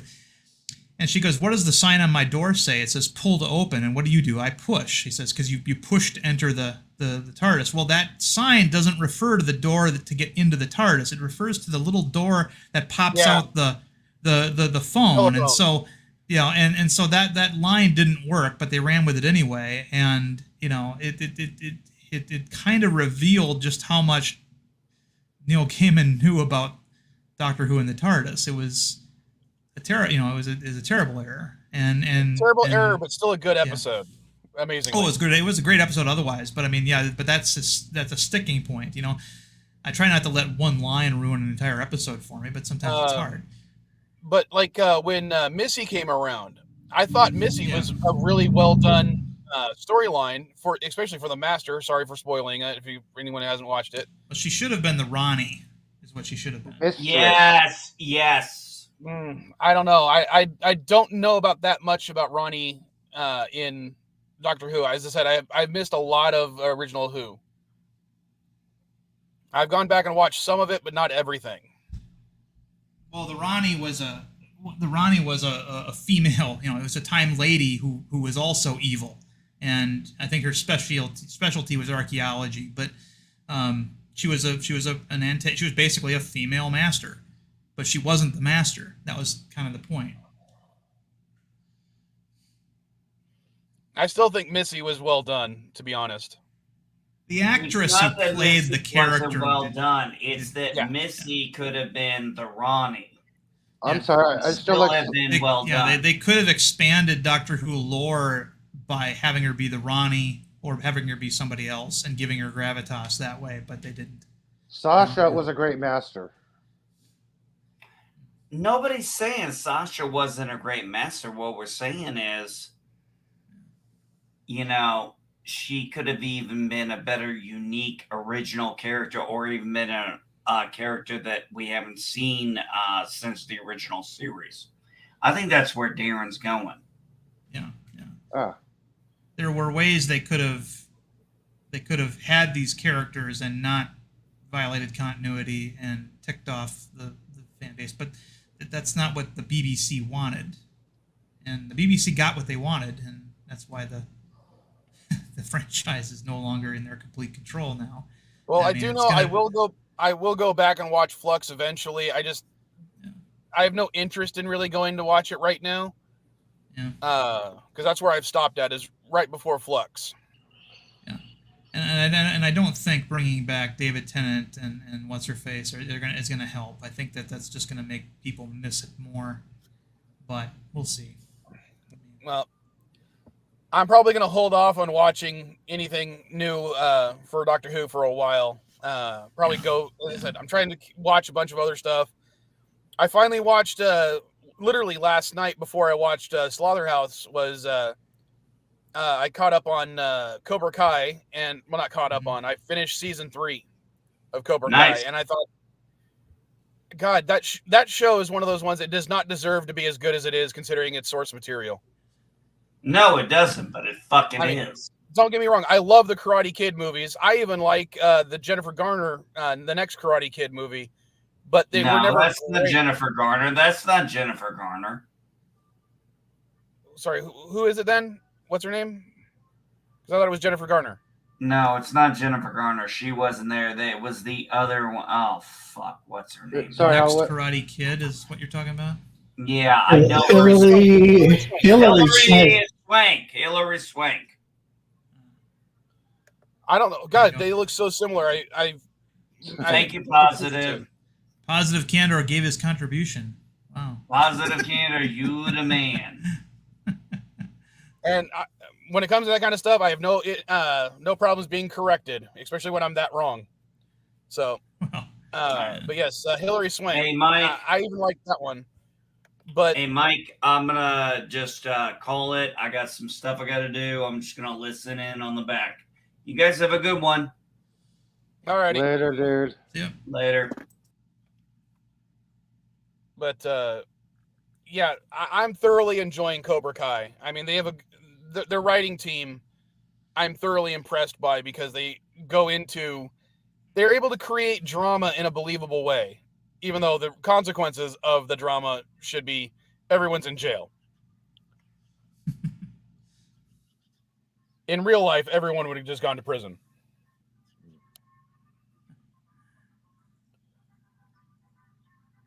Sorry, I'm texting Mrs. Vile real quick. Oh, I was just wanting to text myself. Sorry.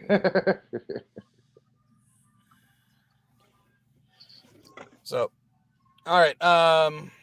What else would be so bad it's good that we could talk about? Buffy the Vampire Slayer. Are you talking about the film, or are you talking about the series? Because the series was always good, as far as I'm concerned. The film, The movie. the movie was definitely bad in certain aspects, but it still has that Narm charm thing. Yeah.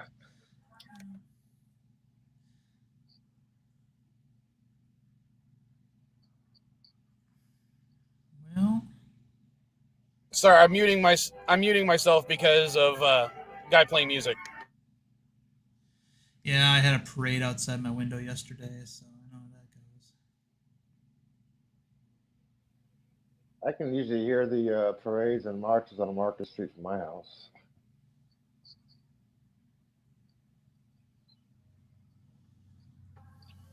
Which I'm not looking forward Right, to keep your eye. Thursday. I'm not looking forward to Thursday because that means Blue Angels are going to be flying about 50 feet from my window. Oy. That's pretty low, or are you in a skyscraper? I'm on the 5th floor. They fly really low over the buildings. Oh, you exaggerated. No, I've taken pictures before from my window. You can see the pilot's Yeah. helmet. This was not a stupid picture. Okay? They Yeah, fly yeah. low, I guess they- Sorry. which is really stupid because I know they do their turns like, okay, we're going to do a hard right up angle at the bush that looks like a cow over the city, right, for their practice maneuvers. But the entire show is over the water. I don't understand why they have to do the thing over the city. Come on. There's no markers in the water. Wait, are you Come complaining on. about the fucking Blue Angels? Yes. They Stop rattle my, complaining about the Blue Angels. The Blue Angels are awesome. yeah, but they rattle my shit. Oh, you should Stop have complaining. arranged to be out of town. Yeah, I can understand if you're going to complain about the You go on Thunderbirds. so but many not the trips Blue Angels. anyway. Should have planned your trips around them. Hey, my trip is planned around the Ring of Fire, okay, on the 18th. I don't care what's going on with your asshole. Now, great. Now you got me thinking about his asshole. Yes.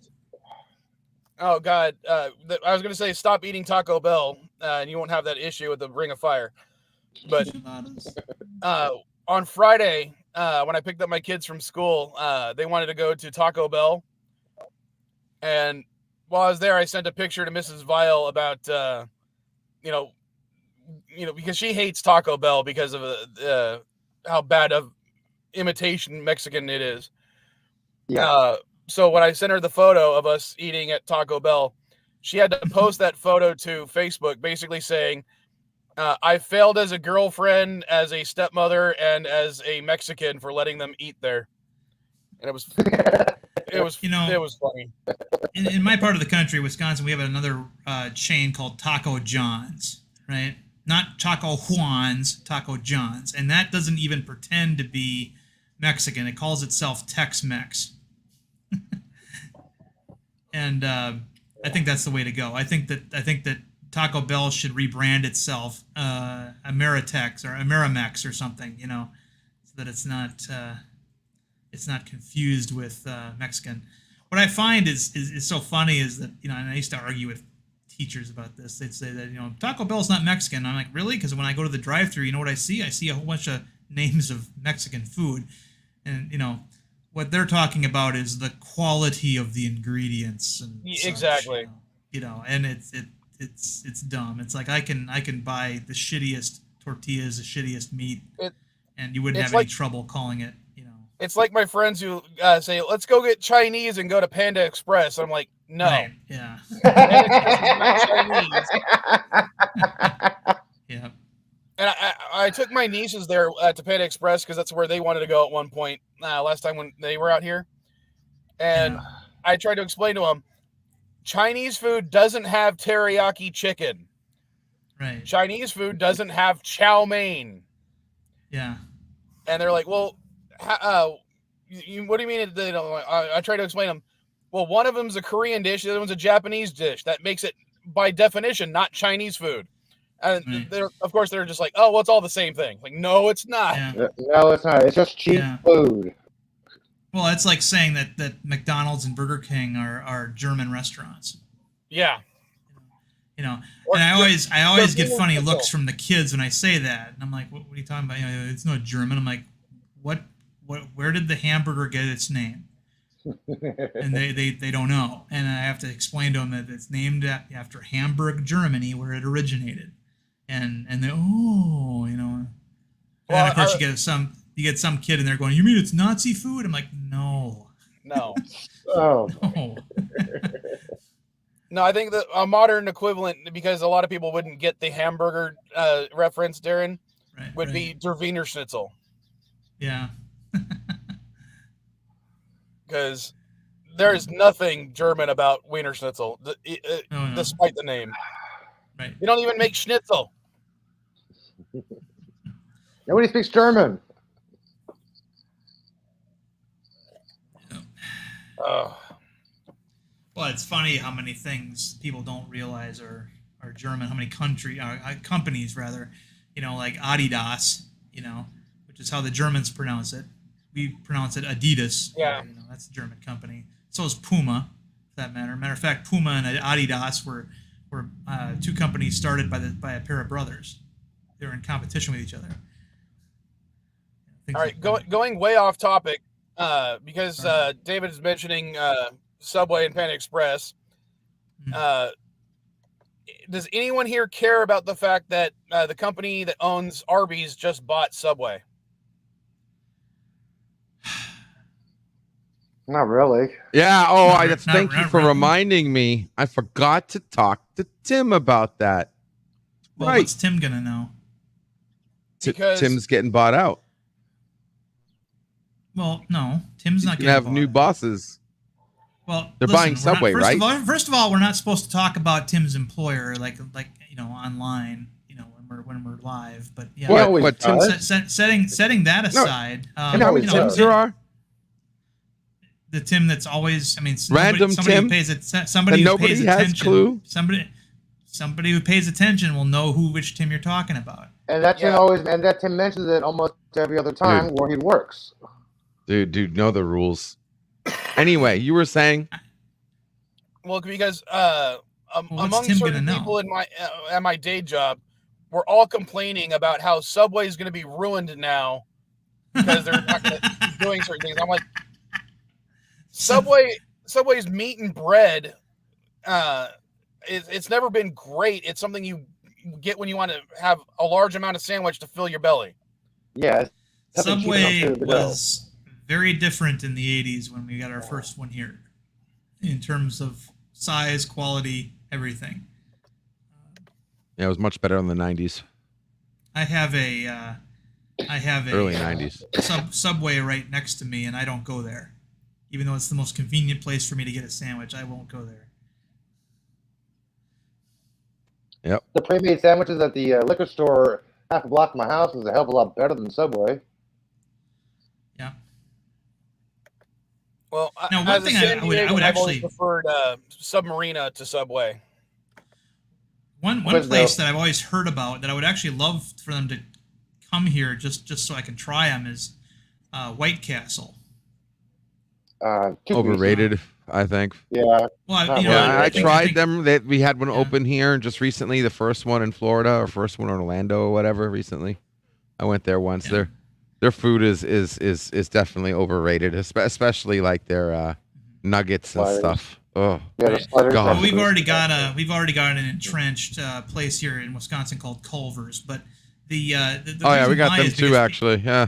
people Nice. talk about White Castle in glowing terms, and of course around here the only White Castle burgers you see are in vending machines. They're frozen, and I'm like, what? Those can't be any good. What are you talking about? And I had no idea that there was also a restaurant. You know, I figured they were just a line of frozen vending machine. You know, Well, sliders. somebody's never seen Harold and Kumar. Right. Well, Well, you know, obviously when the movie came out and I heard about it, I'm like, okay, so I guess there is a White Castle. But you know, yeah. All right, Getting a phone David, call. you're I'll be about right to back. get banned from my straight. I'm kidding, because I love What? In-N-Out Burger. Yeah, I've it heard of is. In-N-Out Burger. It's overrated. I What's agree. funny is, I'd only been to White Castle once when I saw the Harold and Kumar movie. We lost LDG. Oh well. Case of rum, Oh, case of nice. rum. I was visiting my sister out in Virginia, and she was like, "Oh, you guys have to go to White Castle," and I was thoroughly disappointed with their little slider burger things. I thought they were overcooked, undersized. Well, And they're like, 2 of them should fill you up, and I'm like, I'm 9 years old, and 2 of them didn't even fill me up back then, and that was before I became a fat kid. well, I became fascinated when I saw a little YouTube video about how they make them because they don't actually fry their burgers; they steam them. They're called onion. The process is called onion steaming, where they put onions all over the grill and then they put the burger patty on top of the onions, and they get steamed. They don't get fried. That's why the burgers are white. And I thought that was very interesting, and Well, that made me that might be wanna part of try it because I have a mild alert, basically intolerancy to onions. Uh-huh. So that might be one of the aspects of why I didn't like them so much, was because even though I ordered it without onions, they Yeah. just basically made me sick. Yeah, they don't have a way of not having them be touched by onions. So yeah. So But But, also, I like the decor, that Art Deco castle decor. I like, but I'm not going to go to a restaurant just because I like the decor of the building. but yeah, I guess you could consider White Castle one of those so bad it's good restaurants. You could even Taco Bell would fit under that based on how many people go there. Taco Hell. I remember one time I went to Taco Bell the week of there was a salmonella outbreak on the East Coast or something, food poisoning outbreak, and you know, so obviously for a week I don't think anybody nationwide went to Taco Bell except me. I'm like, this is a great time to go to Taco Bell. And the chances of getting sick were, you know, it's all happening on the East Coast. It's not happening here. And, you know, I remember when I pulled into the drive-through of Taco Bell up here, like, you know, like the guy on the, it was one of those rare instances where the guy on the radio was actually in the restaurant. Everybody I know, Taco Bell is somehow better than Del, in my opinion. I think Del Taco's better. And I said, yeah, can I get some tacos? Go And the ahead. guy's like, really? You know, it's like, I've never had that happen before where I'm like, I pull up to a drive-through and I say, yeah, I'd like to get some tacos. And the guy behind on the radio goes, really? Because apparently I was like their only customer that day. The busiest time for Taco Bell is during the World Series. That's when you want to avoid it to Really? Taco Bell. Yeah, because whenever a player steals a base, Taco Bell gives out free Oh. tacos. Interesting. Yeah. You know, one of the know that. one of the funny things is, you know, there's certain fast food places that I've never been to, even ones that are in my area, just because my dad didn't want to go to them. If my dad didn't want to go to them, we never went to them when I was a kid, and I never like went to them after I stopped living in my dad's house, you know, because I just never did.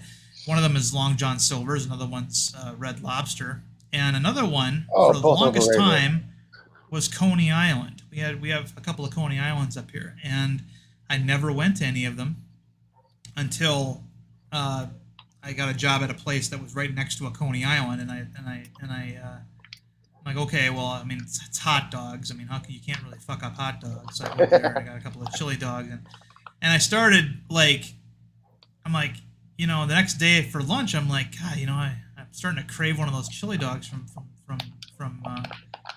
there, and then I expressed willpower and didn't go back. But I can totally see why they had some popularity there, because there's something about that beef sauce that they put on their chili dogs that stays with you, you know.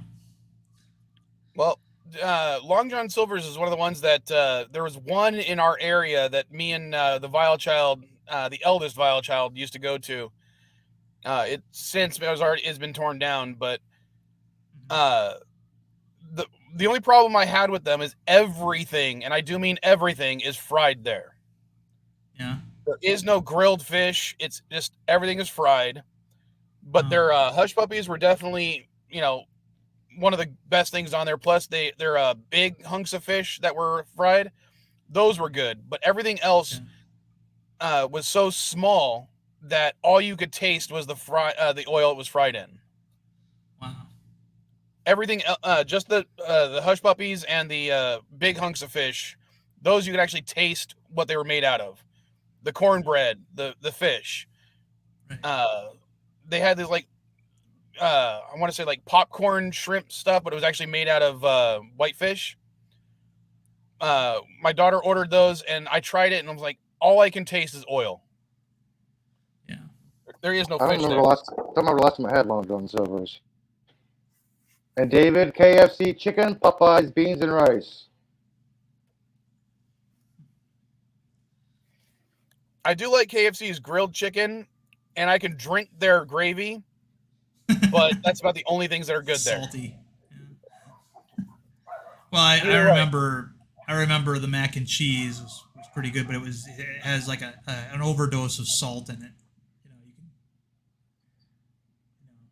you take a little tub of mac and cheese, you eat it, and all of a sudden you got to drink at least 2 cups of soda.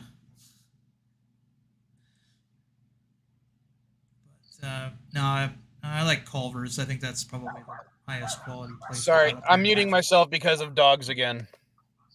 Popeyes has Fine. great red beans and rice. KFC has great original recipe chicken. I don't like Popeyes chicken. Okay, I don't know if it's just me, but the Popeyes here in San Diego, the chicken never tastes as good as it did in Texas. It tastes rubbery. So you have the same opinion of it. In Texas, Popeyes always tasted really good. In California, Popeyes just tastes off for some reason. I don't know if it's rubbery, but it definitely tastes off. Yeah, that's why I rather just get KFC. It's about $2 more expensive, but hey, it's better. I'm gonna enjoy my food. Yeah, but I can't do KFC's crispy chicken anymore because it's more breading than chicken. Yeah. But you get original recipe. No, that's why I get grilled. That way I can taste the meat. Oh. Right. I didn't know they still made the grilled. Well, they do at the one nearest my house. Okay. That's good to know. I don't know if all of them still do that. But it's kind of like certain Carl's Jr.'s still have the teriyaki burger, which is my favorite burger of theirs. Oh, And with the so is pineapple? Stop. Yeah. With the pineapple on? Yeah. Well, as long as they grill the pineapple before they put it on the burger. If they don't grill the pineapple and they just throw a slice of pineapple on there, fuck them. You're supposed to grill it first. Yeah. Right. I remember those teriyaki burgers. Every once in a while, when I'm grilling burgers on the George Foreman grill, I'll get a ring of pineapple and put it, next to the burger, or grill it ahead of time and then put it on. It's amazes me how much heat a ring of pineapple can take from your grill before it starts to look like it's been grilled. Well, I've never done it on a George Foreman grill, but I've grilled them on, just a regular grill. And as long as you put it right in the middle of the, because I use charcoal. If you put it right in the middle for like a minute to 45 seconds, and then flip it, then put it on the outside, it'll be fine. If the mainland can actually taste what a real pineapple tastes like, you guys would be surprised. If you've never been to Hawaii, pineapple actually tastes sweeter than what's imported into the mainland. I've had both, and I completely disagree. The Dole style pineapples are much sweeter than non-augmented pineapples. I'm talking about the ones that are grown in Hawaii, because no pineapples exported from Hawaii. All the pineapples that we get is from South America. Pineapples that are grown in Hawaii are sweeter than what's grown in South America. I don't know about that. Must be all that volcanic ash. I don't know why, but I love the taste of Hawaiian pineapple. Well, it makes sense. I mean, Hawaii doesn't have a lot of place to grow, a crop. They are islands. But yeah, they haven't exported pineapple since the 50s. Yeah. Sorry, 70s. Well, they probably just converted it into their tourism. I mean, all the pineapples that are consumed on the island are grown on the island. They grow their own spam there too. They raise the pigs. God, it's like every dog in the friggin' neighborhood is barking at each other. It's nuts.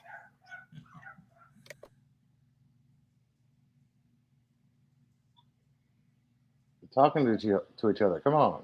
I might end the stream just because of that, because it's getting annoying to me. Maybe something's going wrong in the neighborhood. No, just dogs. They're just barking. When one starts barking, all the neighbors' dogs got to start barking.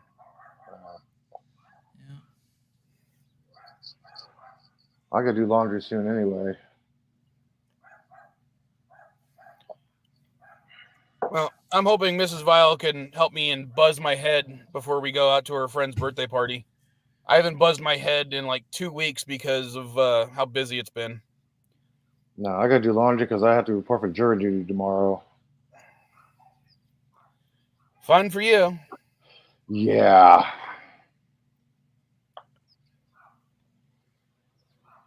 Well, since he hasn't said much, we'll go back to the original topic. They're not going to disqualify you? What? They're not going to disqualify you? Why?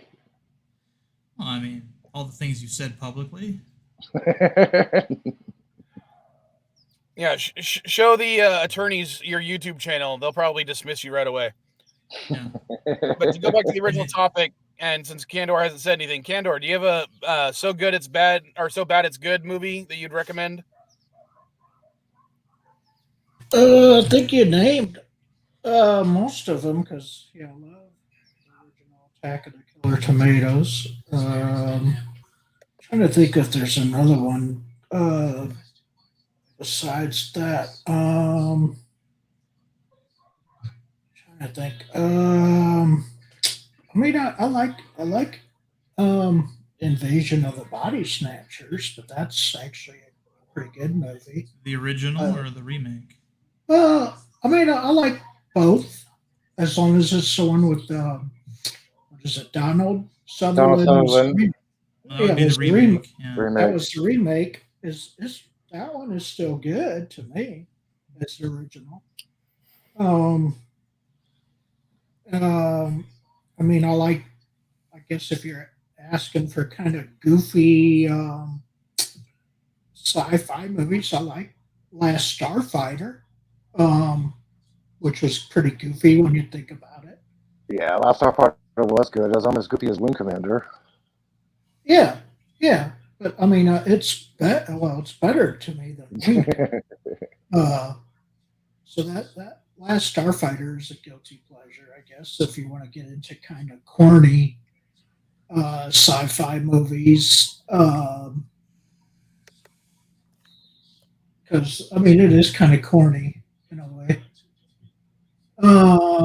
What else is there that's a guilty pleasure?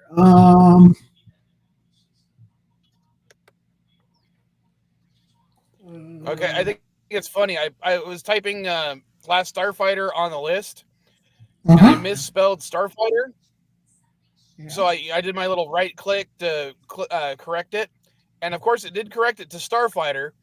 But Yeah. according to Microsoft Word, it has no dictionary definition, but that's the correct spelling. Well, I mean, the F-104 starfighter. I mean, there are actual things in the world that we have created that we call starfighters. So, I mean, it's Yeah. I mean, and that's a 80s movie, right? Kind of like well, I guess another Starfighter, as in guilty. there was F-104. I guess another goofy guilty pleasures, the two Cocoon movies, even though they're pretty corny in a way too. Yay, old people in the swimming pool living forever. Yeah, exactly. I mean, Beating but, And bunch of I'm black glad I guys was at able to pull that one basketball. off. Yes, the F-104 was the Starfighter. yeah, Yeah. yeah, of course. Yeah. Like it. Featured in Star Trek episode of Yesterday is Tomorrow, or Tomorrow is Yesterday. Yeah, and Tomorrow is Yesterday. Yeah. that was the only plane that they had ever in a Star Trek show, right? Only a jet, right? Or no? The only jet. I mean, I don't think they encountered another jet. They encountered Amelia Earhart on Voyager. Oh, okay. Oh, yeah. I The don't- I don't 37s, think her- right? Yeah. Yeah, I don't think her plane was with her though. No. Yeah, the plane Yeah, but that was. was a They found jet. the plane. They found, no jets. And I know Enterprise featured the Bell X-1, but that was a rocket plane, not a star. That's jet. right. Yeah, the Enterprise Plane, NX-01 so- also fought Stukas over New York City and was shot at by P-51 Mustangs in the same okay. story. Yeah, those weren't jets though; they were just pistol prop airplanes. Yeah, Yeah, okay. But yeah, still. yeah. Okay. Still, one of my favorite parts of Enterprise was that dogfight Well, plus over there's New York City. the other piston. Prop plane. Yeah, and then another guilty pleasures, I guess most of the early Police Academy movies, I guess. Before they got mean, formulaic. Yeah. I mean, Before they went on probably. patrol. Yeah, Or yeah. Russia. At least the first three or so were good. Yeah. Were okay. Yeah, back things when on we used to patrol in think Russia, no. back when we used to think that involuntary, unsolicited blowjobs are funny. Yeah. And then What, kinda like Revenge of the Ghostbusters? Nerd. Yeah, Revenge of the Podium. Nerds. The podium in Police Academy. The We're podium talking in the about- Police Academy Yeah, Which Revenge became of a the Nerds. became a recurring obviously. gag. Yeah, Revenge of the Nerds. Revenge of the Nerds is obviously a guilty pleasure. Booger! Along with gosh, what is that one movie? Shoot, with Animal House. yeah, oh yeah, Animal House. I mean, all those movies back then. Porky's. Yeah, Animal House, I think, was the proto for that entire genre, though. The idea Yeah. of the zany college-age comedy. Yeah. Porky's is a classic, obviously. Porky's, I want to say something about Porky's was that movie that you heard about when you were a kid, and maybe your friend's older brother had claimed to have seen it. Yeah. But you know, what's so funny was this legendary movie when I was growing up as a kid that I never got to see, and then as an adult I saw it, I think on Cinemax or something. I'm like, this is it. This is what this was that legendary movie. This is terrible. Darren, that reminds me because when I was a kid, the first console video game series or video game console that was ever given to me was an Atari 7800. Mm-hmm. And one of the games that came with it was Porky's the video game for the Atari 2600. They were backwards compatible. Okay. Yeah. And I remember looking at the cover, looking at the game, playing the game, and being like, "This is the stupidest thing ever. How the hell was there a movie based on this game?" Which I had entirely wrong. And I'm like, I avoided that movie for the longest time because I thought the game was so bad. Yeah. Well, if you were in that realm, then yeah, you would have hated E.T. because that was an infamous bad. That game sucked. Yeah, they back then what they would do is they would create the game first, and then they would get the license and they would just make whatever tiny little modifications they could to make it resemble in some way the movie, and that was it. And slap the art from the movie poster on the cartridge, and away you go. I mean, if you look at for example, the classic game Journey Escape, which was named after their album, there is nothing about that game has anything to do with specifically with the band Journey. It's just little stick men trying to avoid groupies in a hallway and a bunch of other little levels, and that's it. All right. I will say, except for E.T., because E.T., they got the license to make the game before they made the game, which is one of the reasons it was so bad. But to go back to Journey, since you brought it up, when I was still working for Sony, one of the games I was testing was a game called Journey for the PlayStation 3. Mm-hmm. And when we were first told the title of the game we were going to be working on, I made the joke, Darren, "Oh, they're making a sequel to the Journey the Escape for the Atari," and nobody in the entire room got it. Because I'm like, I'm not the oldest one here. How has no one ever played Journey the Escape for the Atari? And most of the people there hadn't even heard of the band Journey. I felt so out of place amongst nerds. Don't stop believing. Yeah, they only play that song to death, but anyway. I've got the commercial lined up. Well, I'm not going to play it because YouTube's been really adamant about copyright shit lately. Well, then how am I getting the video? No, I'm talking about on my live streams. I actually had my live stream a couple weeks, or like 2 or 3 weeks ago, blocked on YouTube for a 15-second music clip on a 3-hour live stream. It's a 30-second ad. There's no 15 seconds of music in this. We'll see what happens. I'll bring it up, but if I get blocked, I gotta delete this section out, which sucks. All right. Data Age presents the world's first rock video game, Journey Escape. The concert's over. Now you must help each member of Journey escape through mobs of love-crazed groupies, shifty-eyed promoters, I can get you the forest. and sneaky photographers. Find your roadies and manager. You've got 10 minutes. And run for the escape vehicle and live to rock another day.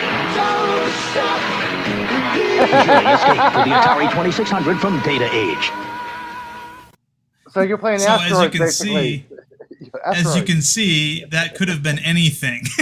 Just, Okay. I mean, is anyone else going to point out the fact that it's Casey Kasem doing the ad, though? I know. I was going to say something. he added some gravitas to that ad. That's for sure. But they show you like a hallway and like trying to dodge shady promoter and the guys and all this kind of stuff. And none of that's like in the game. It's just how they sell it. That was funny. All right. Well, I'm gonna go ahead and end the stream. I got a list of stuff All right. to watch now, or rewatch in Right. some cases. Yeah, I got to do laundry. But I still Thanks got for to. having me. Right now, the next two things on my list are to finish Cobra Kai season 4, and to finally start For All Mankind. Those are the two things that are highest up on my list. I'm not gonna watch Lower Decks yet, even though I like Lower Decks. That's something I got to watch with the Vile Child because we enjoy that together. But yeah, those are the two things I want to watch on my own next. Well, and One Piece. Mrs. Vile and I are watching that together, and we are thoroughly enjoying it, despite the fact that we never watch the anime and we don't read the manga. Okay, well, that's good. All righty. Well, thanks for having me. I'll see you guys later. All right, and I will end the stream. Well, which one should I end it with? This Gangnam Style again, or because for some reason that one's not getting copyrighted. The other one seemed to be getting copyrighted. So should I just do Might Gangnam as well Style do. by getting shot Yeah, by the do- razor? Yeah, Not sure. style. All right. More singing, more voices. The Klingons hoorah!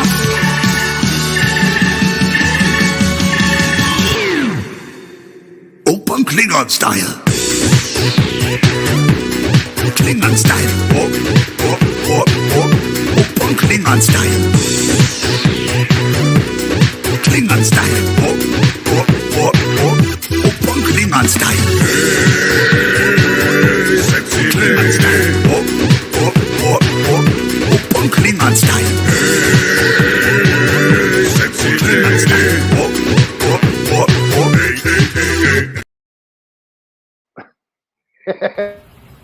All right, you're 19 years old now. I figure it's about time you got one after all your complaining.